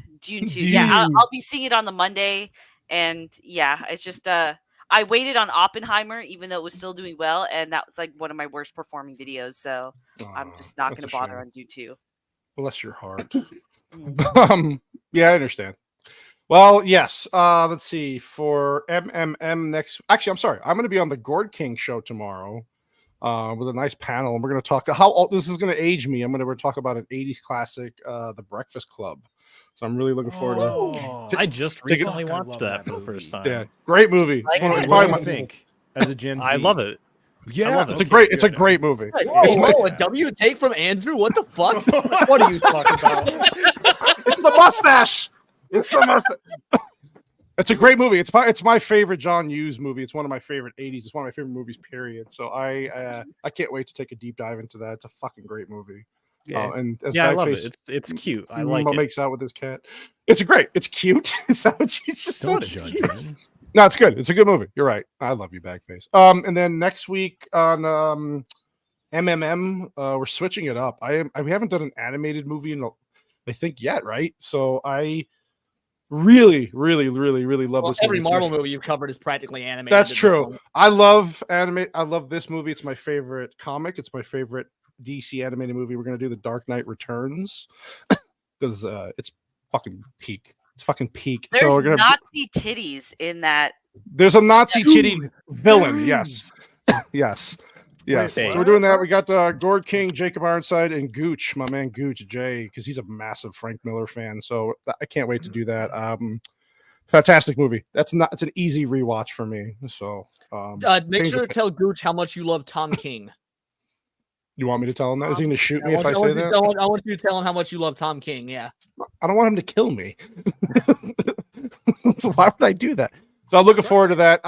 Maybe an out of the theater stream thing for Dune 2. Maybe Sassy's trying to pull me into that direction. We'll see if she's not too drunk or hungover. If she's not too drunk coming out of the movie, yeah. Oh, that's true. From Friday, you guys have a show Friday. The female. Yeah, I forgot about that. Right? Truly Female Perspective 1 year anniversary show. There you go. 1 year anniversary show. Gooch is the male perspective, and I don't know who else is on the show because I don't pay attention. Nadia's joining us. Nice. Squeaka was invited, but no, just radio silence there. But it's a mob wife theme, so it's a mob wife theme. Yeah, I'm gonna put makeup on Friday. There you go. Oh, that's gonna be awesome. Looking forward to the 1 year stream. That's gonna be a ton of fun. That's basically it. I want to thank our beautiful panel. Always welcome on the channel, on the show, especially Bagface with a beautiful, beautiful face and that mustache, Andrew. Never let it go again, please. Leon with the locks. I love you. And Lofty with your beautiful little animations, man. Love having you on. Yeah, same. It's fun. It's fun. Yeah, I appreciate you, dude. And I, of course, Whitey and Vex. Fucking love you guys. And that's it. So thank you to the chat, the super chats, the new memberships. We love you all. This is what we do this for you, and we have a blast doing it. We will see you next week. Hold on. You forgot something. What did I forget? I'm really just trying to drag this out so we hit 3 hours on the dot. Hey, that's all. Mayor, we are out. See you next week, people.